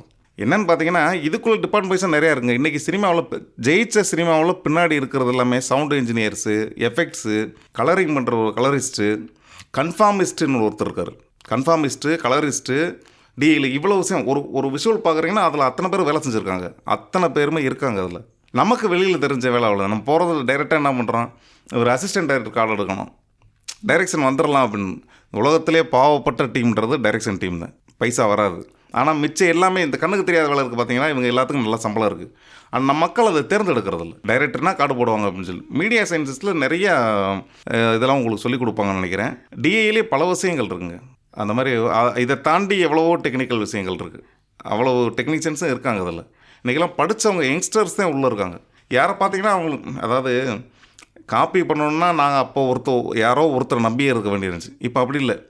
Assistant director, assistant cameraman night sir என்ன சார் இல்லைப்பா காப்பி பண்ணுறது கொஞ்சம் லேட் ஆகுது அப்படின்னு. நான் காப்பி பண்ணுறேன், எனக்கு தெரியும். ஸோ நாலேஜோடு வர்றேன். எனக்கு அவ்வளோ இருக்கான்னு தெரியாதுங்க. ஆனால் வர்றேன், என்னுடைய அசிஸ்டன்ஸ் வர்றேன், இதுக்காக யோசிச்சுக்கிட்டு இருக்கீங்க, நான் காப்பி பண்ணுறேன் சார் போட்டுறேன்னு. ஸோ மீடியா சயின்சஸ் முடிச்சுட்டு வர எல்லாருமே அவ்வளோ எலிஜிபிளாக இருக்காங்க, அவ்வளோ நாலேஜபிளாக இருக்காங்க. கிட்டத்தட்ட அவங்ககிட்ட நம்ம எடுத்துக்கிற வேண்டியதே நிறையா இருக்குது. தம்பி கூச்சப்படாமல் கேட்டிங்கன்னா நீங்கள் அவங்ககிட்ட கற்றுக்கறலாம். நான் டைரக்டர் அப்படிலாம் உட்காராமல் கூச்சப்படாமல் கேட்டால் கற்றுக்கறலாம். அவ்வளோ இருக்காங்க. அதேமாதிரி அவ்வளோ டெக்னிக்கல் பிரிவுகள்லாம் இருக்குது. நன்றி சார். நீங்கள் சொன்னதுலேருந்து இவ்வளோ ஜாப் ஆப்பர்ச்சுனிட்டிஸ் இருக்குதா மீடியாவில் அப்படிங்கிற ஒரு தெளிவு கிடச்சிருக்குது. இன்னொன்று என்னென்னா, மீடியா அப்படிங்கிறப்ப வந்து ஒரு வெல் செட்டிலான ஃபேமிலி அண்ட் மீடியா பேக்ரவுண்ட் தெரிஞ்ச ஃபேமிலியிலேருந்து ஒரு பையனுக்கு வந்து மீடியாங்கிறது ஒரு ஈஸியான ஒரு ஆப்பர்ச்சுனிட்டி மாதிரி இருக்கலாம். மீடியா பேக்ரவுண்டே இல்லாமல் எந்த ஒரு வெல் செட்டிலான ஃபேமிலியிலேருந்து வராத ஒரு யங்ஸ்டர்ஸ் வந்து ஒரு மீடியாக்குள்ளே போகும்போது ஒரு தயக்கம் இருக்கும். எப்படி நமக்கு எந்த ஒரு பேக்ரவுண்டுமே இல்லை, எப்படி மீடியாக்குள்ளே போனால் நம்மளால் கடைசி வரை சஸ்டெயின் பண்ண முடியுமா அப்படிங்கிற ஒரு டவுட் இருக்கும். ஸோ அவங்க எப்படி சார் பேலன்ஸ் பண்ணலாம்? அதாவது இங்கே என்னென்னு பார்த்தீங்கன்னா, எப்போ விஸ்காம்னு ஒரு கோர்ஸ் உள்ளே வந்துச்சோ, அப்புறம் மீடியா சயின்சஸ் வந்துச்சோ, இதுக்கப்புறம் பேக்ரவுண்டுன்னு ஒன்று தேவையே இல்லைங்க. உங்கள் டேலண்ட் அங்கே பேசும். உங்கள் டேலண்ட்டு அங்கே பேசும். ஏன்னா நீங்கள் சொல்கிற மாதிரி இப்போ இருக்கிற உச்ச நடிகர் ஒருத்தர், அவர் எந்த பேக்ரவுண்டுமே இல்லாமல் வந்தவர். அவர் இன்னைக்கு வரைக்கும் தமிழ் சினிமாவோட தலையாக இருக்கார். சரிங்களா? இப்போ சிவகார்த்திகேயன் சொல்லிட்டு இருக்கு, அப்படி அவர் எந்த பேக்ரவுண்டும் இல்லாமல் வந்தவர். இந்த மாதிரி நான் சும்மா எக்ஸாம்பிள் சொல்கிறேன், அதுக்காக அவங்க சார்பாக பேசுகிறேன்றதில்ல. இந்த மாதிரி இருக்காங்க. டைரக்டர் சைடு இப்போ ஒரு டூரிஸ்ட் ஃபேமிலி ஓடிக்கிட்டு இருக்கு. அந்த டைரக்டர் யார்கிட்டையுமே ஒர்க் பண்ணாதவர். அவருக்கு என்ன பிடிச்சிருக்கு, என்ன தோணுதுன்ற பண்ணுறாரு. அப்படி இருக்கும்போது அவங்க படிக்கும்போதே அவங்களுடைய கனவுன்னு ஒன்று இருக்கும். அதை அப்ளை பண்ணாலே போதுங்க. இப்போ எல்லாம் யாருமே தேவையில்லைங்க. பேக்ரவுண்டில் எங்கள் அப்பா டைரக்டராக இருக்கணும், எங்கள் அண்ணன் டைரக்டராக இருக்கணும் அப்படின்றதான் கிடையவே கிடையாது. இப்போ உங்களுக்கு டேலண்ட் இருக்கா, நீங்கள் டைரக்டர் ஆக முடியுமா, வந்துடுங்க. வந்துட்டு நீங்கள் பண்ணுங்கள். ஒரு ப்ரொடியூசரை பிடிக்கணும். உங்கள் கதை நல்லா இருந்துச்சுன்னா அவர் ஏன் உங்களை டைரக்டர் ஆகாமல் ஏன் விட போகிறாரு? டைரக்டர் ஆக்கிடுவார். ஜெயிச்சு வந்துட போகிறீங்க. அதனால் தயவு செஞ்சு அதெல்லாம் பழைய கதை, அதை விட்டுருங்க. நீங்கள் கூட நாளைக்கு டைரக்டர் ஆகி திருப்பி நான் உங்களுக்கு பேட்டி அடிக்க வந்து சொல்ல வரலாம். அதனால் இங்கே கண்டென்ட்டு முக்கியங்க, அவ்வளோதான். நீங்கள் சொல்கிறதுலேருந்து இப்போது இந்த இன்டர்வியூ கேட்குற நிறைய பேருக்கு தைரியம் வந்திருக்கு. ஓகே, நமக்கு இந்த டேலண்ட் இருக்குது, நம்ம சாதிக்கலான்னு ஒரு ஆர்வம் நிறைய பேர் கண்டிப்பாக வந்திருக்குன்னு நினைக்கிறேன். இன்னொன்று என்னென்னா, ஓகே இந்த மாதிரி டேலண்ட் என்கிட்ட இருக்குது, இந்த மாதிரி கோர்சஸ் எடுக்கலாம், ஆனால் எந்த காலேஜில் எந்த யூனிவர்சிட்டியில் எடுத்தால் நல்லாயிருக்கும் அப்படிங்கிற ஒரு ஆர்வமும் இருக்கும், ஒரு கொஸ்டினும் இருக்கும். அவங்களுக்கு என்ன சார் சொல்ல விரும்புகிறீங்க? அதாவது முடிஞ்ச அளவுக்கு அண்ணா யூனிவர்சிட்டி மாதிரி, திருப்பி நம்ம இதில் லயோலா மாதிரி, இந்த இதில் அந்த சப்ஜெக்டை பொறுத்து மீடியா விஷயத்துக்காக இந்த 2 குறிப்பிட்டு சொன்னேன் நான். இந்த விஷயங்கள்லாம் நீங்கள் கவனம் செலுத்தலாம். அப்படி இல்லை, வேறு ஏதோ ஒரு காலேஜில் நீங்கள் நினைக்கிற கோர்ஸ் கிடைக்கிது அப்படின்னா தாராளமாக போய் படிங்க. இங்கே படித்தாதான் வெளியில் வர முடியும்னு சொல்லி யோசிக்காங்க. ஆனால் இங்கே படிக்கணுன்றது எய்மாக வைங்க. உங்கள் மார்க்குக்கு கிடைக்கலாம். ஆனால் நீங்கள் படித்த படிப்புக்குண்டான வேலை வாய்ப்புன்றது உங்கள் டேலண்ட்டு கிடைக்கிறது. அது நீங்கள் எங்கே இருந்தாலும் அப்ளை பண்ண முடியும், எங்கே இருந்தாலும் பெரிய லெவலுக்கு வர முடியும். நன்றி சார். இப்போ நம்ம நிறையா மீடியா ரிலேட்டடாகவே பேசிக்கிட்டு இருக்கிறோம். இன்னொன்று இப்போ சம்மரில் நிறையா நோய்கள் பரவிட்டுருக்கு. நீங்கள் மருத்துவர் அப்படிங்கிறதுனால அது ரிலேட்டடாகவும் கொஸ்டின்ஸ் கேட்குறேன். நிறைய டெங்கு அந்த மாதிரி நிறைய வருது. அது மாதிரி இப்போ உள்ள வெயிலை நம்மளால் அதிகம் தாங்க முடியலை. ஸோ அதுக்கு யூஸ்வலாக எல்லோரும் சொல்கிறது என்னென்னா தண்ணி குடி அப்படிங்கிறது தான் சொல்கிறாங்க. ஸோ தண்ணி குடிக்கிறேன்னு தாண்டி ஒரு பேசிக்காக நம்ம செய்ய வேண்டிய விஷயங்கள் ஏதாவது இருக்கா சார்? இல்லை, இப்போ நீங்கள் கேள்வி கேட்டீங்க, பதில் சொல்கிறேன்னா நீங்கள் சொன்ன பதிலை ஃபஸ்ட்டு நான் சொல்லுவேன். நிறையா தண்ணி குடிங்க, போதுமான அளவு தண்ணி குடிங்க. ஏன்னா இந்த வெயில் காலத்தில் வேர்வின் மூலமாக அதிகமாக தண்ணி நீர்ச்சத்து வெளியில் போயிடுறதுனால உடம்பு ட்ரை ஆயிரும். இதனால் என்னென்னு பார்த்தீங்கன்னா நாக்கு வறண்டு போயிடுறது, உடம்புல தண்ணிச்சத்து கம்மியாயிருச்சனால பிளட் சர்க்குலேஷனில் கொஞ்சம் டவுன் ஆகும். திருப்பி வழக்கமாக வரக்கூடிய இந்த வெயில் காலத்தில் வரக்கூடிய கான்ஸ்டிபேஷன் வர்றது, டயர்ட்னஸ்ஸு, இந்த விஷயங்கள் வரும். அதுக்கப்புறம் பார்த்தீங்கன்னா வயசானவங்களுக்கெல்லாம் இந்த டேப்லெட்ஸ் எடுத்துக்கிட்டு இருக்காங்க. ஒரு எபோவ் 45, 60 அந்த மாதிரி இருக்கிறவங்களுக்கெல்லாம் சன் ஸ்ட்ரோக் வர்றதுக்கு வாய்ப்புகள் இருக்குது. இதுக்கு முதல் விஷயம் என்னென்னா தண்ணி நிறையா குடிங்க, தண்ணி போதுமான குடிங்க. அதே மாதிரி தண்ணி குடிக்கிறதுலேயும் சில விஷயங்கள் இருக்குது. இது என்னன்னு பார்த்தீங்கன்னா கிட்னி பேஷண்ட், யாராவது கிட்னி ப்ராப்ளம் இருக்குது அப்படின்னா அவங்களுக்குன்னு ஒரு லிமிட்டேஷன் வச்சுருப்பாங்க. ஸோ 750 ml தான் பெர் டே குடிக்கணும், 100 ml தான் பெர் டே குடிக்கணும். அது அவங்களுடைய பாதிப்பை பொறுத்து. அவங்க வந்து இப்போ நிறையா தண்ணி எடுத்துக்கூடாது. எடுத்துட்டா இருக்கிற ப்ராப்ளம் ஜாஸ்தியாகும். ஸோ இந்த விஷயங்கள் உங்கள் கிட்னி டாக்டரை கேட்டுட்டு எவ்வளவு தண்ணி எடுத்துக்கிறணும் அப்படின்றத பார்த்து அதை நீங்கள் கரெக்டாக மெயின்டைன் பண்ணணும். ரொம்பவே முடியலன்னு போது காட்டன் துணி இல்லைன்னா ஸ்பாஞ்ச் வச்சுட்டு உதட நினச்சிக்கிறலாம். உதடு மட்டும் நினச்சிக்கிறலாம். அது கொஞ்சம் ரொம்ப டீப் ட்ரையாக கொண்டு போகாமல் வச்சுருக்கோம். அதுக்கப்புறம் பொதுவாக எல்லாருக்கும் பார்த்தீங்கன்னா பழங்கள் சாப்பிட்லாம், சீசனல் ஃப்ரூட்டுன்னு சொல்லிட்டு. அது என்னன்னு பார்த்தீங்கன்னா சாத்துக்குடி எடுத்துக்கிறலாம், ஆப்பிள் எடுத்துக்கிறலாம், மாதுளை எடுத்துக்கிறலாம். அது இந்த டைமில் கிடைக்கிது. மாம்பழமும் எடுத்துக்கலாம் சுகர் பேஷண்ட் இல்லைன்னா. இப்போ இது என்னென்னு பார்த்தீங்கன்னா ஒரு நாளைக்கு ஒரு பழம் எடுத்தால் போதும். ஏன்னா எல்லாத்துலேயும் ரொம்ப லோ கிளைசிக் இண்டெக்ஸ்ன்னு சொல்லிட்டு இருக்குது. அது கம்மியாக இருக்கிறது வந்து ஆப்பிளில் இருக்குது. அதனால சுகர் பேஷண்ட்டுக்கு சுகரை ஏற்றாது. அது சாப்பிட்லாம் நீங்கள். இன்னொன்று சாத்துக்குடி சாப்பிட்றீங்கன்னா 1 or 2 அது ஜூஸ் பண்ணுற மாதிரி இருந்துச்சுன்னா. இவ்வளவு பழங்கள் ஏதோ ஒன்று கிடச்சிச்சுன்னா நிறையா சாப்பிடாமல் ஒரே ஒரு பழம் மட்டும் எடுத்துக்கிட்டால் போதும். திருப்பி காய்கறிகளும் நிறைய எடுக்கணுங்க. இந்த வெயில் காலத்தை பொறுத்தும் காய்கறிகள் நிறைய எடுக்கணும். முக்கியமாக வாரத்தில் 2 நாள் 3 நாள் கீரை எடுக்கணும். கீரை வந்து அவ்வளோ நல்லது. வெயில் காலத்தில் உங்கள் ஹெல்த்தை காப்பாற்றுறதுல முக்கிய பங்கு கீரைக்கு இது இருக்குது. ஆனால் அந்த கீரை எடுத்துக்கிறணும். வெளியில் வந்து கூல்ட்ரிங்க்ஸ் அதிகமாக எடுத்துக்கூடாது. குளிர்பானங்கள் அதை எடுக்கக்கூடாது. அது என்ன தான் நம்ம வந்து இப்போ நம்ம யங்ஸ்டர்ஸு நாங்கள் இப்படி லைவில் இருக்கோம் அப்படிலாம் பண்ணாலும் அது பின்னாடி ஹெல்த்துக்கு தேவையில்லாத விஷயம். இளநீர் சாப்பிட்லாம், நொங்கு சாப்பிட்லாம். இந்த மாதிரி விஷயங்களில் வந்து 2 காலேஜ் ஸ்டூடெண்ட் போய் ஒரு இளநீர் கடையில் நின்னீங்கன்னா திருப்பி அதுக்கு இன்னொரு 2 பேர் வந்து நிற்பாங்க. இது இயற்கை விவசாயத்தை காப்பாற்றுன்றதுல ஒரு பக்கம் இருந்தாலும் இன்னொரு பக்கம் நம்ம உடம்பை காப்பாற்றிக்கிறதுல அது முக்கிய பங்கு இருக்குது. அதே மாதிரி வெயில் காலம் மட்டும் இல்லை, மழை காலத்துலையும் சரி, எந்த பனி காலத்தில் எந்த ஒரு சூழ்நிலையும் சரி, டேப்லெட்ஸு கார்டியாக் பேஷண்ட்ஸு, டயபெட்டிக்கு மிச்சம் எதுக்கோ மெடிசின்ஸ் எடுத்துக்கிட்ட யாரும் எக்காரணம் கொண்டும் மருத்துவருடைய பரிந்துரை இல்லாமல் அந்த மருந்துகளை நிப்பாட்டக்கூடாது. 1 நாள் விட்டேன், 2 நாள் விட்டேன், வெளியூர் போயிட்டேன், மறந்துட்டேன், அந்த விஷயம் பண்ணக்கூடாது. ஏன்னா இந்த சீசனில் வெயில் காலத்துலேயும் சிவியர் பனி காலத்துலேயும் இது வேறு பக்க விளைவுகள்லாம் கொண்டு வரும். ஸோ அதனால் அந்த மாதிரி மருந்து நீங்களும் நிப்பாட்டக்கூடாது. தயவு செஞ்சு மெடிக்கல் ஸ்டோரில் போயிட்டு மருந்து வாங்கி போடாதீங்க. நீங்களாம் இண்டிவிஜுவல் ப்ரிஸ்கிரிப்ஷன், நீங்கள் செல்ஃப் மெடிக்கேஷன் பண்ணாதீங்க. அது எப்போவுமே ஒரு தவறான விஷயம். ஏன்னா உங்களுக்கு என்ன இருக்குன்னு சொல்லிட்டு உங்களுக்கே தெரியாது. அப்போ அந்த மெடிசின் வந்து எப்படி ஆக்ட் பண்ணணும்னு உங்களுக்கு தெரியாது. ஸோ இந்த விஷயங்கள்லாம் ஃபாலோ பண்ணுங்கள். குறிப்பிட்ட வெயில் காலத்துக்கு போதுமான அளவு தண்ணி குடிங்க. உங்களுக்கு கிட்னி ப்ராப்ளம் எப்படி இருக்குன்றத செக் பண்ணிவிட்டு குடிங்க. நீங்கள் பேசும்போது எனக்குள்ளே வர கேள்வி என்னென்னா, மருத்துவத்துறையும் சரி, ப்ரொடியூசர், டைரக்டர், லிரிக்ஸ் அந்த மாதிரி நிறைய இதில் வந்து நீங்கள் அப்டேட்டடாக இருக்கிறீங்க அப்படின்னு பார்க்கும்போது, இப்போ உள்ள 10th முடிக்கிற ஸ்டூடெண்ட்ஸாக இருக்கலாம், 12th முடிக்கிற ஸ்டூடெண்ட்ஸ் வந்து எப்படி உங்களை மாதிரி அப்டேட் பண்ணிக்கணும், இந்த ஒரு ஸ்கில் இருந்தால் இப்போ உள்ள யங்ஸ்டர்ஸ் வந்து எல்லாத்துலேயுமே கொஞ்சம் நல்லா வருவாங்க அப்படின்னு நினைக்கிற ஏதாவது ஒரு ஸ்கில் இருக்கா சார்? இல்லை, அப்டேட்டுன்றது என்னென்னு பார்த்தீங்கன்னா, நான் படிச்சிருக்கேன். அதனால் பார்த்தீங்கன்னா மெடிசின் நான் அப்டேட் பண்ணி வச்சுருக்கணும். நான் சினிமா பண்ணிக்கிட்டு இருக்கேன். டெய்லி யாராவது 2 பேரை சந்திக்கிறேன். அந்த 2 பேரும் இப்போ ஈவினிங் கிளினிக் போகிறேன்னா மதிய டைமில் 2 பேரை சந்திக்கிறேன். அவன் ஒரு கதையோடு வரேன், இல்லை புதுசாக ஒரு டெக்னாலஜி இது இருக்குது, இது நம்ம படத்தில் அப்ளை பண்ணி பார்க்கலாமான்றேன். ஸோ அவங்ககிட்டருந்து எனக்கு அப்டேட் வருது. ஸோ நான் கற்றுக்கறல, இன்னொருத்தர் கற்றுட்டு வந்து சொல்கிறதில் நான் கற்றுக்கிறேன். மெடிசனை பொறுத்த வரைக்கும் பார்த்தீங்கன்னா வேறு வழியே இல்லை. வாரத்துக்கு ஒரு டைமாவது இன்றைக்கி என்ன புதுசாக இருக்குன்றதை கற்றுக்குறாங்க.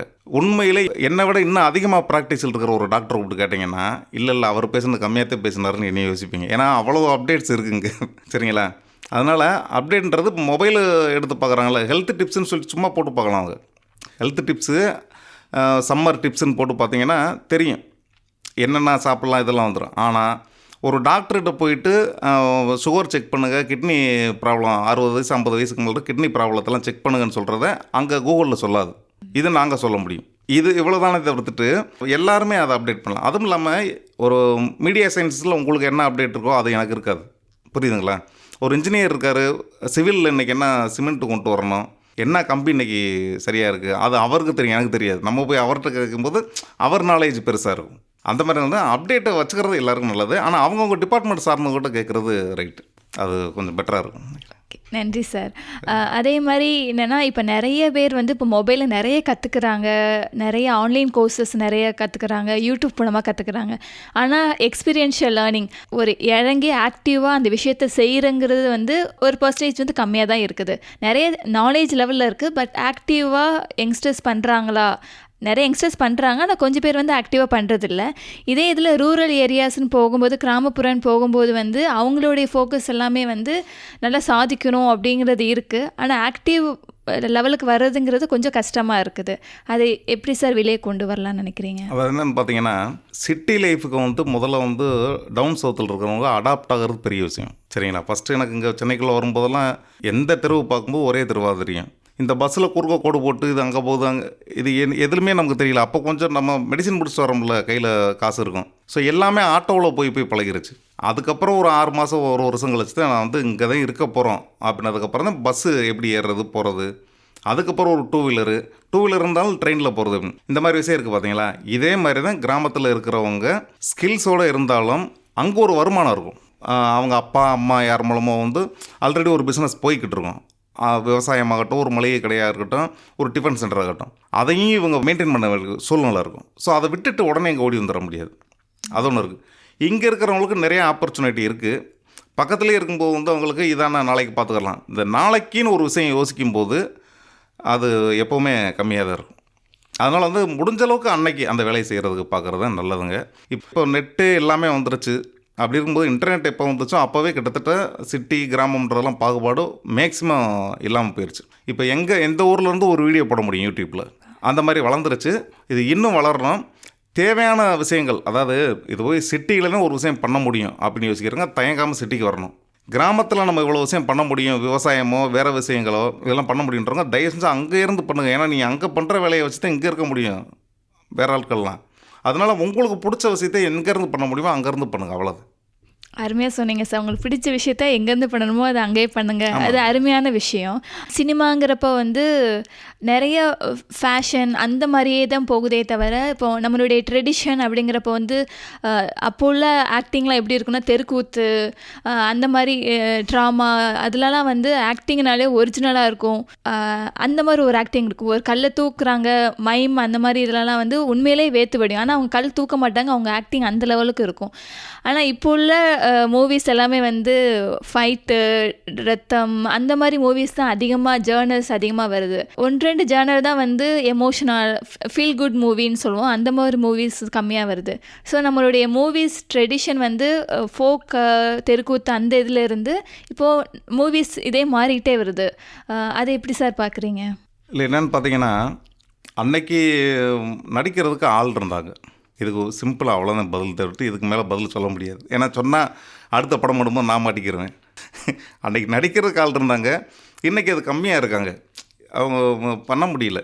இன்றைக்கி பல கிராமங்களில் பார்க்குறேன் தெருக்கூத்து மிச்ச விஷயங்கள்லாம் நடந்துக்கிட்டு இருக்குது. அதை கவனிக்கிறதுக்கு ஆட்கள் இல்லை. முதல்ல வந்து இதில் குறைன்னு சொல்லலை, வருத்தப்படுறதா இருந்தால் ஆடியன்ஸ் மேலே தான் வருத்தப்படணும். ஏன்னா அவங்க ஒரு 10 பேர் இந்த படத்துக்கு போங்களேன், அப்படி அதாவது ஒரு கான்செப்ட் உள்ள படத்துக்கு போங்களேன், அந்த தேட்டருக்காரங்க கண்டிப்பாக எங்களுக்கு பெரிய தேட்டர் கொடுப்பேன். இந்த மாதிரி சின்ன படம் பண்ணுறவங்க கண்டென்ட் இருக்கிற படங்களுக்கு வந்து தேட்டர் கொடுத்துருவாங்க. அப்போ ஈக்குவல் நான் அவங்களோட பெருசாக கொடுங்க ஆடியன்ஸ்னு சொல்லி கேட்கல. ஈக்குவல் பரஸ்பரம் நீ நானும் சமம்ன்ற மாதிரி ஒரு கமர்ஷியல் படமும் ஒரு கான்செப்ட் படமும் ஒரே நேரத்தில் அதே சேம் ஸ்க்ரீன்ஸில் போகுது அப்படின்னா அந்த ப்ராப்ளமே வராது. கண்டிப்பாக சார், கண்டிப்பாக. அதே மாதிரி இப்போ உள்ள குழந்தைங்க, யங்ஸ்டர்ஸ் அவங்க எல்லாமே வந்து இந்தந்த திறமைகள்லாம் வளர்த்துக்கிட்டால் இன்னும் ஃப்யூச்சரில் வந்து இதுக்கு ரெடி ஆகலாம் அப்படின்னு நினைக்கிறேன். லைக் டிசிப்ளினாக இருக்கட்டும், டைம் மேனேஜ்மெண்ட்டாக இருக்கட்டும், இதெல்லாம் உங்கள்கிட்ட இருந்ததுன்னா ஃப்யூச்சரில் வந்து இந்த நிறைய டெக்னாலஜி வரப்போகுது. நிறைய இப்போ உள்ள ப்ராப்ளத்தை விட நிறைய ப்ராப்ளம் ஃப்யூச்சரில் ஃபேஸ் பண்ணுற சூழ்நிலை கண்டிப்பாக வரும். ஏன்னா இப்போ உள்ள யங்ஸ்டர்ஸ் வந்து சின்ன சின்ன ப்ராப்ளத்தை கூட ரொம்ப பெரிய ப்ராப்ளமாக பார்க்குறாங்க. ஒரு டிப்ரெஷன், சூசைட் அந்த லெவலுக்கு போகிறாங்க.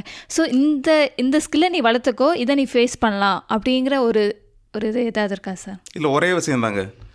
எதை நீ நம்புறியோ அது இல்லாமல் தன்னம்பிக்கையை வளர்த்துக்கிறணுங்க. தன்னம்பிக்கை ஒன்று இன்னைக்கு இல்லையா நாளைக்கு நடக்கும், அவ்வளோதான். ஏன்னா இதை வச்சுக்கிட்டாலே போதுங்க. பசங்களுக்கு வந்து போதும். முதல்ல பேரண்ட்ஸ் சைடு என்னென்னா, பக்கத்து வீட்டு பையனவோ பக்கத்து வீட்டு பொண்ணவோ வந்து கம்பேரிசன் பண்ணாதீங்க. கம்பேரிசனுக்குள்ளே கொண்டு போகாதீங்க குழந்தைங்களை. ஏன்னா அந்த பொண்ணுடைய ஹைட்டு வேறு, அந்த பொண்ணுடைய வெயிட்டு வேறு, அந்த பொண்ணுடைய பார்வை வேறு, அவங்க அப்பா வேறு வேலை செய்கிறாரு, உங்கள் அப்பா வேறு வேலை செய்கிறாரு. குழந்தைங்களை கொண்டு போயிட்டு பாரு, அந்த பொண்ணு மார்க் எடுத்துருச்சு, இந்த பொண்ணு தாழ்வு மனப்பான்மையை குழந்தைங்களுக்கு உருவாக்காதீங்க. அவங்களா விடுங்க, மோட்டிவேட் பண்ணுங்கள். இல்லை அடுத்த டைம் வந்து ஒரு 10 மார்க் சேர்த்து பாடுறா, ஒரு புது ட்ரெஸ் எடுக்கலாம், ஒரு ஷூ வாங்கி கொடுக்கலாம். இந்த மோட்டிவேட் பண்ணுங்கள், இதை பண்ணு, அடுத்த டைம் டூர் போகலாம், ஏதோ ஒன்று சொல்லி ஸ்கில்லு கொடுங்க அவங்களுக்கு. தன்னம்பிக்கை அவங்க வளர்த்துக்கிறதுக்கு வழி கொடுங்களே தவிர்த்து மற்றவங்களோட கம்பேர் பண்ணி கடைசியில் அந்த பிள்ளைக்கும் இவனுக்கும் தீராத பகையாக போயிடும். அந்த பொண்ணு பார்த்தாலே இந்த பொண்ணுக்கு வருத்தமாக இருக்கும், இந்த பொண்ணு ஏன் இப்படி அவாய்ட் பண்ணுறா, அப்போ நம்மகிட்ட ஏதோ குறை இருக்குன்னு அந்த பொண்ணு கடைசியில் 2 பேருடைய படிப்பும் கட்டி போயிடும். அதனால் குழந்தைகளை அப்படி பாருங்கள். மொத்தமாக சொல்லணுன்னாங்க தன்னம்பிக்கை வளர்த்துக்கிட்டால் வந்து என்றைக்கு வேணாலும் ஜெயிக்கலாம். அதே மாதிரி இந்த எதுக்காகவோ வருத்தப்பட்டு தவறான முடிவுகள், அதை குறிப்பிட்டு சொல்லணும்னா எந்த தவறான முடிவாக இருந்தாலும் எடுக்கக்கூடாது. ஒரு காலேஜ் இருக்குது டிசிப்ளின்னு சொல்லி சொன்னால், அந்த காலேஜ் முடிக்கிற வரைக்கும் தான் டிசிப்ளின் மெயின்டைன் பண்ணுறாங்க. ஆஃபீஸ்க்கு போனாலே இது மாறிடுது. நான் அதை நிறையா பேரை பார்த்துட்டேன். ஆனால் என்னென்னா, உங்களுக்கு அதாவது தனிப்பட்ட ஒருத்தருக்கு இந்த காலேஜ் ஸ்கூல் டேஸில் எப்படி இருந்தீங்க, இன்மெண்ட் போடலன்னா சத்தம் போடுவாங்க, ஷூ போடலாம் சத்தம் போடுவாங்க, டைம் போடலாம் சத்தம் போடுவாங்க. டைம் கீப் அப் பண்ணுங்களேன், எல்லா விஷயமும் ஆட்டோமேட்டிக்காக வந்துடும். அழகாக சொன்னீங்க சார். தன்னம்பிக்கைங்கிறது எவ்வளோ இம்பார்ட்டன்ட் அப்படிங்கிறத அழகாக சொன்னீங்க. அதுதான் ஒரு பேஸ்மெண்ட்டே. தன்னம்பிக்கை இருந்ததுன்னா கண்டிப்பாக இன்னொரு லெவலுக்கு எல்லாருமே கண்டிப்பாக போகலாம். இன்னொரு எனக்குள்ள ஒரு கேள்வி என்னென்னா, இப்போ வந்து சம்மர் லீவு, இப்போ ஸ்கூல் ஸ்டூடெண்ட்ஸாக இருக்கலாம், காலேஜ் ஸ்டூடெண்ட்ஸுக்கு செமஸ்டர் லீவ் இருக்கும். ஸோ நிறைய பேர் வந்து ஓகே இவனால் நம்ம ஸ்கூல்ஸ் காலேஜ்லேயே இருந்துட்டோம், பிஸியாக இருந்துட்டோம், ஸோ அந்த 1 மந்த் ஃப்ரீயாக இருக்கலாம், எந்த வேலையும் இல்லாமல் இருக்கலாம் அப்படின்னு நினைப்பாங்க. ஆனால் அதே நிலையில் வந்து 1 மந்த் ஃப்ரீ இருந்தாலும் நீங்கள் வந்து ஸ்கூல் ஸ்டூடெண்ட்ஸ் வந்து அடுத்த லெவல் நீங்கள் 10th 12th இந்த மாதிரி கோர்சஸ் எடுக்கிறீங்க. அதுக்கு முன்னாடி இந்த மாதிரி நிறைய பேர் வந்து இப்போது சம்மர் கேம்ப், ஒர்க் ஷாப் அந்த மாதிரி போகிறாங்க. யாருன்னா பணம் இருக்கிறவங்க அந்த மாதிரி போகிறாங்க. ஆனால் நிறைய பேர் வந்து போகிறதில்ல. 1-2 பேர் பாட்டி தாத்தா வீட்டுக்கெலாம் நம்ம அந்த காலத்தில் போகிறவங்க இருக்கிறாங்க. ஆனால் இந்த 1 மந்த் இதில் வந்து நீங்கள் இந்த மாதிரி ஸ்கில்ஸ்லாம் நீங்கள் வளர்த்துக்கோங்க, நீங்கள் சும்மா இருக்காதீங்க, ஃப்ரீயாக இருக்காதீங்க, இந்த ஸ்கில்லை நீங்கள் வளர்த்துக்கோங்க அப்படிங்கிற ஒரு ஐடியா சொல்ல முடியுமா சார்? அதான் என்னன்னு பார்த்தீங்கன்னா, நீங்களே சொன்ன மாதிரி முதல்ல தாத்தா பாட்டி வீட்டுக்கு போங்க. ஏன்னா அந்த உறவு முறைகள் எல்லாமே நம்மளை விட்டு மறந்து ரொம்ப தூரமாக போய்கிட்டு இருக்கோம். படிப்பு இன்றைக்கி உங்களுக்கு தெரியும், ஆக்சுவலாக என்றைக்கு வேணாலும் படிச்சிட முடியும். நம்ம டிகிரி மட்டும் தானே தவிர்த்து அதுக்கு அடிஷ்னல் டிகிரி வாங்குறது நான் இப்போ என் வயசில் வாங்க முடியும். உண்மையாக இல்லைங்களா? கண்டிப்பாக. இன்றைக்கி எவ்வளவோ ஆன்லைன் கிளாஸஸ் போய்கிட்டு இருக்குது, எதுவுமே பண்ணலாம். நீங்கள் உறவு முறைகள் பாருங்கள். இன்றைக்கி நெட்டு வந்ததுக்கப்புறம் தாத்தா பாட்டி வீட்டுக்கு போங்க, கொண்டாடிட்டு ஈவினிங் 2 மணி நேரம் ஆன்லைன் கிளாஸ் அட்டன் பண்ணுங்கள். ஏன் உங்கள் படிப்பும் கெட்டு போகாது, உறவு முறையும் கெட்டு போகாது. அதை நான் சொன்னால் உண்மையை சொன்னால் அந்த கிராமத்தானா அதாங்க வரும், அப்படி தான் சொல்லுவேன் நான். ஏன்னா ரொம்ப டிஸ்டன்ஸில் இருக்கோம் நாங்கள். தேனி மாவட்டம் கம்பத்துலேருந்து பிரிஞ்சு இங்கே உட்காந்துருக்கும்போது, இப்போ நான் ஊருக்கு போனேன், என் ஊரில் ஒரு திருவிழான்னு சொல்லும்போது என் பையனுக்கு இங்கே எக்ஸாம்ஸ் போய்கிட்டு இருக்கு, செமஸ்டர் போய்கிட்டு இருக்கு. நானும் போக முடியாது, அவனையும் கூப்பிட்டு போக முடியாது. இப்போ செமஸ்டர் முடிகிற வரைக்கும் நான் வெயிட் பண்ணுவேன், தேனி கருமாரியம்மன் வெயிட் பண்ணுமான்னு தெரியாது. அது ஒரு பிரச்சனை இருக்குது. அதனால் டைம் கிடைக்கும்போது தாத்தா பாட்டி வீட்டுக்கு போங்க. அதே டைமில் நீங்கள் ஃப்ரீயாக ஒரு 2 மணி நேரம் ஆன்லைன் கிளாஸ் இருக்குன்னா கண்டிப்பாக உங்கள் ஸ்கில்ஸை வளர்த்துருங்க. ஏன்னா இந்த நேரம் உங்கள்கிட்ட பேட்டி கொடுக்குறீங்களா, இந்த நேரம் எனக்கு திருப்பி கிடைக்காது, உங்களுக்கும் திருப்பி கிடைக்காது. கண்டிப்பாக சார். நீங்கள் சொன்ன மாதிரி அப்போ உள்ள குழந்தைங்களுக்கு வந்து பேரண்ட்ஸ் சப்போர்ட்டாக இருக்கலாம், ரிலேஷன் சப்போர்ட்டு, தாத்தா பாட்டி அவங்க கூட அந்த டச்சிங் அந்த ஃபீலாக இருந்தது. இப்போ வந்து டச்சிங்கிறது வேறு மாதிரி டச்சிங்காக போகுது. இப்போ எல்லாம் மொபைல் டச்சிங் தான் இருக்கே தவிர ஹியூமன் டச்சிங்கிறது, ஈவன் அவங்களுடைய பேரண்ட்ஸ் வந்து குழந்தைங்களை டச் பண்ணுறது, அந்த ஹக்கிங் அதெல்லாம் இருக்கான்னு நிறைய தெரியலை. அப்படிங்கிறப்போ யங்ஸ்டர்ஸ்குள்ளே வந்து அந்த எமோஷ்னல் பாண்டிங்கிறது ரொம்பவே வீக் ஆகிட்டு, நிறைய மெட்டீரியல்ஸ் திங்ஸ் தான் நிறைய வளருது. ஸோ அப்படிங்கிறப்போ நீங்கள் சொன்ன மாதிரி தன்னம்பிக்கையே வேணும். லீவ் டைமில் வந்து தாத்தா பாட்டிங்க கூட டைம் ஸ்பெண்ட் பண்ணலாம். ஆனால் இப்போ வந்து நிறையா அது பூமர், கிளின்ச் அந்த மாதிரிலாம் சொல்கிறாங்க. ஸோ நீங்கள் அதை எப்படி சார் பார்க்குறீங்க? இல்லை, பசங்க சொல்கிறாங்க அப்படி. அது அவங்களுடைய வயசில் இருந்து பார்க்கும்போது, இப்போ நான் வந்து கவிதை எழுதுகிறேன், கதை எழுதுறேன்னு சொல்லும்போது எங்கள் அப்பா வயசு வேறு. அப்பா அவர் என்ன யோசிச்சுக்கிட்டு இருப்பார், இவன் ஏன் நம்ம ஒன்று சொல்லிக்கிட்டு இருக்கேன், இவன் பண்ணிக்கிட்டு இருக்கேன்னு. ஆனால் கோடை பண்பலையில் ஒரு டைம் நான் பேசிக்கிட்டு இருக்கேன், அவர் லைவில் கேட்டுக்கிட்டு இருக்காரு. கேட்டுட்டு ஒரு 1 hour கழிச்சு கால் பண்ணுறாரு. என்ன அப்பான்னு பேசினாரே தவிர்த்துட்டு அதுக்கப்புறம் அவர் எது பேசவே இல்லை, ஃபோன் காதில் வச்சுருக்காரு. அவர் விசும்புற சவுண்டு எனக்கு கேட்குது. கொடைக்கானலில் ஒரு பண்பலையில் பேசிக்கிட்டு இருக்கேன், நம்ம பையன் என்னமோ யோசிச்சா என்னமோ பண்ணியிருக்கேன். தேட்டரில் படம் பார்க்கும்போது அப்படி தான் யோசிச்சார், ஏதோ நம்ம யோசிச்சா நான் படம் பண்ணியிருக்கேன், ரிலீஸ் பண்ணியிருக்கேன். நான் என்ன பண்ணுறேன்றது வந்து என் வயசுக்கு சரியாக இருக்கும்போது அவர் வயசு தப்பாக இருந்திருக்கு. நான் பண்ணி முடிச்சிருவேன் அப்படின்னு தெரியும்போது அவருக்கு வந்து சரி ஏதோ நினச்சேன், தோற்று போயிடக்கூடாது நம்ம குழந்தைங்கன்னு சொல்லி யோசிக்கிறாங்களே தவிர்த்துட்டு இவன் பண்ண மாட்டேன்னு சொல்லி யோசிக்கலை. தோற்று போயிட்டா பிள்ளை தாங்க வேணாம், அதை தான் ஒவ்வொரு பேரண்ட்ஸும் யோசிக்கிறாங்களே தவிர்த்து நம்மளை டிகிரேட் பண்ணுறது அவங்க எழுது இல்லை. குழந்தைங்க வந்து அதை புரிஞ்சுக்கிறணும்.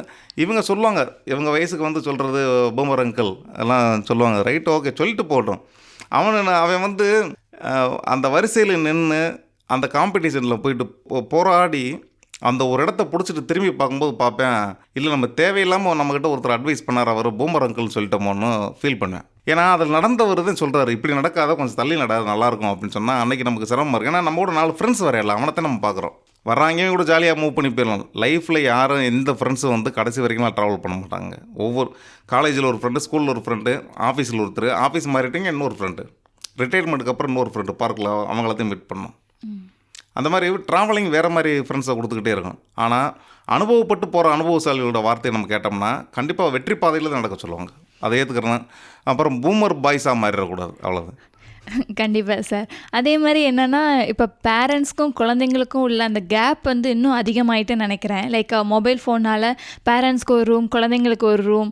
இப்போது குழந்தைங்களை கூப்பிட்னாலே ஒரே வீட்டில் தான் இருப்பாங்க, அந்த டெக்ஸ்ட் பண்ணி இங்கே வா அப்படின்னு தான் கூப்பிட்றது. இப்போ ஜென்ரேஷன் சேஞ்ச் ஆகிட்டே இருக்குது. அதே மாதிரி குழந்தைங்க வந்து ஒரு துறை எடுத்து படிக்கணும். இப்போ யூடியூப் நிறைய பேர்கிட்ட கண்டிப்பாக யூடியூப்பாக இருக்கட்டும், இன்ஸ்டாகிராமாக இருக்கட்டும், ஒரு அக்கௌண்ட் கண்டிப்பாக இருக்கும், ரீல்ஸ் போடுறாங்க. இப்போ பேரண்ட்ஸ் வந்து நீ இந்த மாதிரி எக்ஸ்போஸ் பண்ணாத அப்படிங்கிற ஒரு நல்லதுக்கு சொன்னால் கூட இப்போ யங்ஸ்டர்ஸ் வந்து இது உங்களுக்கு தெரியாது அப்படிங்கிற அந்த அதிலிருந்து தான் அந்த ஜென்ரேஷன் வந்து பிரிகிறது அப்படின்னு நினைக்கிறேன்.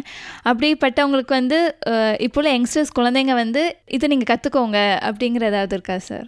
அதாவதுங்க, பேரண்ட்ஸை பார்த்து பயப்படாதீங்க. முதல் விஷயமே அது, பேரண்ட்ஸை பார்த்து பயப்படாதீங்க. ஆனால் பேரண்ட்ஸுக்கு மரியாதை கொடுங்க, பெரியவங்களுக்கு மரியாதை கொடுங்க. ஏதோ சொல்கிறாங்க அப்படின்னா அதை வந்து சரி இவங்க சொல்கிறதுல என்ன இருக்குன்றது யோசிங்க, அவ்வளோதானே. தவிர்த்துட்டு அவள் டிஸ்டன்ஸும் தேவையில்லை. இன்றைக்கி நீங்கள் சொல்கிற பாயிண்ட் ஆஃப் வியூலையும் நிறையா பேரை பார்த்துட்டேன், அதை பேரண்ட்ஸை விட்டு தனியாக விலகி இருக்கிற மாதிரி. இன்னும் சில குழந்தைங்களை பார்த்தீங்கன்னா எது சொன்னாலுமே எங்கள் அம்மாட்ட ஒரு வார்த்தை சொல்லிடுறேன், எங்கள் அப்பாட்ட ஒரு வார்த்தை சொல்கிறேன், அந்த மாதிரி பசங்களையும் பார்க்குறேன். இப்போ கிளினிக் வராங்க, ஒரு மெடிசன் எழுதி டேப்லெட் போடுவியா அப்படின்னு சொல்லி கேட்டால் எங்கள் அம்மாட்ட ஒரு வார்த்தை சொல்லிடுங்களேன் அப்படின்னு சொல்கிறவங்களையும் பார்க்குறேன். அந்த மாதிரி வந்து இருக்காங்க. என்னென்னா முதல்ல வந்து பெரியவங்களை மதிக்க, உங்களுக்கு எவ்வளோ நாலேஜ் இருக்கோ, உங்களுக்கு ஒரு வயசு ஏறும்போது உங்கள் பெற்றவங்களுக்கு ஒரு வயசு ஏறுதுன்றதை நினச்சிக்கிட்டாலே போதும். கண்டிப்பாக சார்.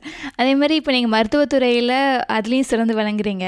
அது உங்களுடைய நிறைய படித்து நிறைய ட்ரைனிங் அந்த மாதிரி எடுத்துருக்கிறீங்க. இன்னொன்று மீடியான்னு வரும்போது வந்து இப்போது ராமர் பாலாமா ப்ரொடியூசிங்காக இருக்கட்டும், இப்போ வல்லமை அந்த மூவியாக இருக்கட்டும், ஏதோ ஸ்டார்டிங்கில் ஃபஸ்ட்டு எல்லா துறையிலும் ஒரு தயக்கம்னு ஒன்று இருந்திருக்கும். இதை நம்ம புதுசாக பண்ணுறோம் அப்படிங்கிற ஒரு தயக்கம் இருந்திருக்கும். ஆனால் ஒரு லெவலுக்கு அடுத்து வந்து ஓகே நமக்கு இது தெரியும் அதனால் பண்ணுறோம் அப்படிங்கிற ஒரு லெவலில் நீங்கள் இன்னொரு லெவலுக்கு போயிருப்பீங்களா சார்? அது எந்த ஸ்டேஜ்? இல்லைங்க, மெடிசின் முடிச்சுட்டு இங்கே சென்னை வந்தோடனே சனி ஞாயிறுலாம் வந்து மீடியா பீப்புளோட இருந்தேன் நான். அப்புறம் சீரியல்ஸ் 2 சீரியலில் ஒர்க் பண்ணேன். உண்மையை சொன்னால் சென்னைக்குள்ளே வந்து அவ்வளோ நல்ல சாப்பாடு கிடைக்குமான்னு தெரியாது. ஒரு முக்கியமான சீரியல், அந்த சீரியலில் ஒர்க் பண்ணேன். அவங்க போட்ட சாப்பாடு நல்லா இருந்துச்சு, அதனால் அங்கே ஒரு வாரத்தில் நின்றுட்டேன். ஏன்னா அங்கே சாப்பிட்டு பழகிட்டோன்னா சீரியலே நின்றுவோன்னு எனக்கு ஒரு தோணுச்சு. அவன் நிப்பாட்டி நைட் டியூட்டி ஒரு இடத்துல ஜாயின் பண்ணி பகலில் வாய்ப்புகள் தேட ஆரம்பித்தேன். இது புதுசாக போகிறோம், நம்ம வேலை வாய்ப்பு இல்லைன்ற பயம் இல்லை எனக்கு. ஏன்னா நைட்டு நான் ஆல்ரெடி டியூட்டி நான் பார்த்துக்கிட்டு இருக்கேன், அதனால் வேலை வாய்ப்பு போயிடும் அந்த பயம்லாம் இல்லாமல் இருந்துச்சு. என்னுடைய கிளினிக் வந்து நல்லா ரன் ஆகிக்கிட்டு இருக்கும்போது படம் ப்ரொடியூஸ் பண்ணுறதுக்குள்ளே போனேன் 2011. அப்போ வந்து உண்மையிலே பயம் இருந்துச்சு. டோட்டல் வருமானத்தவே விட்டுட்டு இருக்கிற சேவிங்ஸை மட்டும் உள்ளே போகிறோம், சினிமாக்குள்ளே வரோம், சேவிங்ஸை மட்டும் வச்சு இது எப்படி வெளியில் வருவோம்னு சொல்லிட்டு தெரியல. ஆனால் அன்னைக்கு சினிமா வேறு மாதிரி இருந்துச்சு. அதனால் போட்டால் பைசா வந்துடும், லாபத்தோடு வருன்ற மாதிரி ஒரு நம்பிக்கை இருந்துச்சு.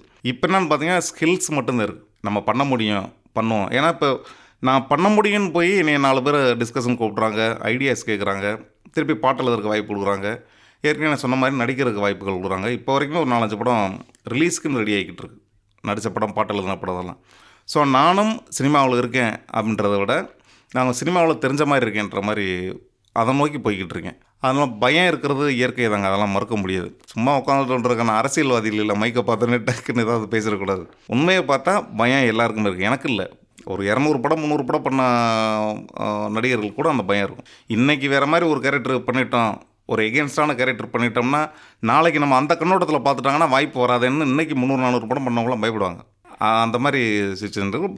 பயம் எல்லாருக்குமே, ஆனால் பயந்துக்கிட்டு தான் முடியாதுங்க. ஏன்னா நம்மளுடைய ஸ்டார்டிங் பாயிண்ட்டு எண்டிங் பாயிண்ட்டு என்னான்னு தெரியும், அதை தெரிஞ்சு ட்ராவல் பண்ணிக்கிட்டு இருக்கோம். அதனால் வந்து அதுக்குள்ளே நம்ம நேர்மையாகவும் நல்லபடியாகவும் நடந்துக்கிறோமே, நம்ம நினச்சதை சாதிச்சுட்டு போயிடணும், அவ்வளோ. கண்டிப்பாக சார். சம்டைம்ஸ் வந்து பயம் இருக்கிறது நல்லதான்னு நினைக்கிறேன். ஏன்னா பயம் இருக்கனால தான் இன்னொரு லெவலுக்கு நம்ம புஷ் பண்ணி போகிறோம். கண்டிப்பாக. அதே மாதிரி இன்னொரு கேள்வி என்னென்னா, நம்ம சம்டைம்ஸ் வந்து நிறைய விஷயங்கள் வந்து நம்ம எதிர்பார்க்காத நேரத்தில் பயங்கரமான சேலஞ்சுன்னு ஒன்று வரும். ஸோ அதே மாதிரி உங்கள் லைஃப்பில் நீங்கள் எதிர்பார்க்காத டைமில் நான் ஃபேஸ் பண்ணேன், ஆனால் அதுலேருந்து நான் ஈஸியாக வெளியே வந்துட்டேன் அப்படின்னு ஒரு இருக்கா சார்? இல்லை, அப்படி பார்த்தா எல்லா விஷயமுமே எதிர்பார்க்காத ஒரு சேலஞ்சு தாங்க. ஏன்னா அப்படி ஒரு சேலஞ்சுன்னு சொல்ல முடியாது, ஆனால் அப்படி ஒரு சுவாரஸ்யமான விஷயம் ஒன்று இருக்குது. இப்போ தான் மேலே பேசிட்டு வந்தேன் நான். என்னென்னா கரெக்டாக 95, 96 என்னுடைய அப்போல்லாம் என்ட்ரன்ஸ் எக்ஸாம் தான், நீட்டெல்லாம் கிடையாது. ஸோ என்ட்ரன்ஸ் எக்ஸாமில் ஹால் டிக்கெட்டு தொலைஞ்சு போச்சு. 1 வீக்கில் என்ட்ரன்ஸ் எழுதணும். அப்படி இருக்கும்போது வீட்டில் ஒரே பிரச்சனை இருக்கும்போது ஹால் டிக்கெட் கூட பாதுகாப்பாக வச்சுக்கிற முடியல, இவன் எங்கே போய் படிக்க போகிறேன் அப்படின்னு வீட்டில் ஒரே சவுண்டு. என்னுடைய ஃப்ரெண்டை தேடி மதுரைக்கு வரேன், மதுரையிலிருந்து சென்னைக்கு போயிடலாம் அப்படின்ட்டு. மதுரை வந்தால் எனக்கு முன்னாடியே அவன் கிளம்பி போயிட்டேன் சென்னைக்கு. அப்புறம் அங்கேருந்து தனியாக வர்றேன். பஸ்ஸில் வரும்போது நான் அழுதுகிட்டு இருக்கிற பார்த்து ஒரு பிடிஎஸ் டாக்டர் எங்கே போகணுன்னாரு. அண்ணா யூனிவர்சிட்டிக்கு போகணும் அப்படின்னு. அண்ணா யூனிவர்சிட்டி வரைக்கும் வந்து அவர் என்னை இறக்கி விட்டு போனார். டவுன் பஸ்ஸில் ட்ராப் பண்ணி இறக்கி, இங்கே தான் அண்ணா யூனிவர்சிட்டி, உள்ளே என்ன வேணும் பார்த்துக்க, நான் காலேஜுக்கு போகணும் அப்படின்னு சொல்லிட்டு போனார். அவர் முகம் தெரியாத அவருக்கு இப்போவும் நன்றி சொல்லுவேன். அன்னைக்கு வந்து அண்ணா யூனிவர்சிட்டியில் ஈவினிங்குள்ளே வந்து டூப்ளிகேட்டு ஹால் டிக்கெட்டை வாங்கிட்டு அன்றைக்கி முழுக்க சாப்பிடாமலே அன்றைக்கி நைட்டு பஸ் ஏறி ஊருக்கு போயிட்டு எக்ஸாம் எழுதி ஒரு டாக்டராக ஆகியாச்சு. அப்புறம் படத்தை சினிமான்னு நினச்சது எல்லாமே பண்ணியாச்சு. இதுக்குள்ளே 2-3 பசங்க எங்கள் ஊருக்கார பசங்க வரும்போது அட்ரஸ் காட்டுறதுக்கு நான் கூப்பிட்டு வந்து விட்டு போயிருக்கேன். ஆனால் 30 வருஷம் கழிச்சு கரெக்டாக அதே வந்து 25-26 நான் 95-96 வந்தேன். இப்போ 25-26 30 வருஷம் கழிச்சு திருப்பி அண்ணா யூனிவர்சிட்டிக்குள்ளே வந்து உட்காந்துருக்கேன். அன்றைக்கி ஹால் டிக்கெட் காணாமல் போச்சுன்னு வந்தேன். இன்றைக்கி எனக்குன்னு ஒரு அடையாளத்தோடு வந்து உட்காந்துருக்கேன். இது ரொம்ப சந்தோஷமாக இருக்குது உங்கள்கிட்ட இன்றைக்கி பகிர்ந்துக்கிறதுக்கு. ரொம்ப ஆர்வமாக இருக்குது சார். அதாவது எப்படி ஸ்டார்ட் ஆச்சுன்னா, இவன் ஹால் டிக்கெட்டு தொலைக்கிறான், இவன் எப்படி முன்னேற போகிறான் அப்படிங்கிற ஸ்டேஜில் இருந்து இப்போ நீங்கள் இந்த லெவலுக்கு வந்திருக்கிறீங்க அப்படிங்கிற பார்க்கும்போது ரொம்ப ஆச்சரியமாக இருக்குது. இன்னொரு விதத்தில் நான் இந்த லெவலில் நான் எப்படி பார்க்குறேன்னா, இப்போலாம் சின்ன சின்ன விஷயம், அந்த வார்த்தை இப்போ உள்ள பேரண்ட்ஸ் வந்து இப்போ உள்ள குழந்தைங்களுக்கு சொன்னால் அதோட இம்பேக்டே வேறு மாதிரி இருக்கும். குழந்தைங்க வந்து பேரண்ட்ஸ்கிட்ட இப்படி பேசுகிறீங்களே அப்படிங்கிற மாதிரி இம்பேக்ட் இருந்திருக்கும். பட் நீங்கள் அந்த சூழ்நிலையில் அதை தாண்டி வந்து ஹால் டிக்கெட்லாம் எடுத்து மெடிசின் முடிச்சுட்டு இந்த லெவலுக்கு வந்திருக்கீங்க பார்க்கும்போது, நீங்கள் ஆல்ரெடி சொன்ன மாதிரி தான் உங்கள் தன்னம்பிக்கை, உங்களுடைய ஆர்வம், அது இந்த லெவலுக்கு உங்களை கொண்டு வந்திருக்கும் பார்க்கும்போது ரொம்ப ஆச்சரியமாக இருக்குது சார். நன்றி. தேங்க்ஸுங்க. நேயர்களே, இந்த நிகழ்ச்சியின் தொடர்ச்சியை 2ஆம் பாகத்தில் நாம் கேட்கலாம். அதுவரை உங்களிடமிருந்து விடைபெறுவது உங்கள் RJ செல்வ ஷகிலா. நன்றி, வணக்கம்.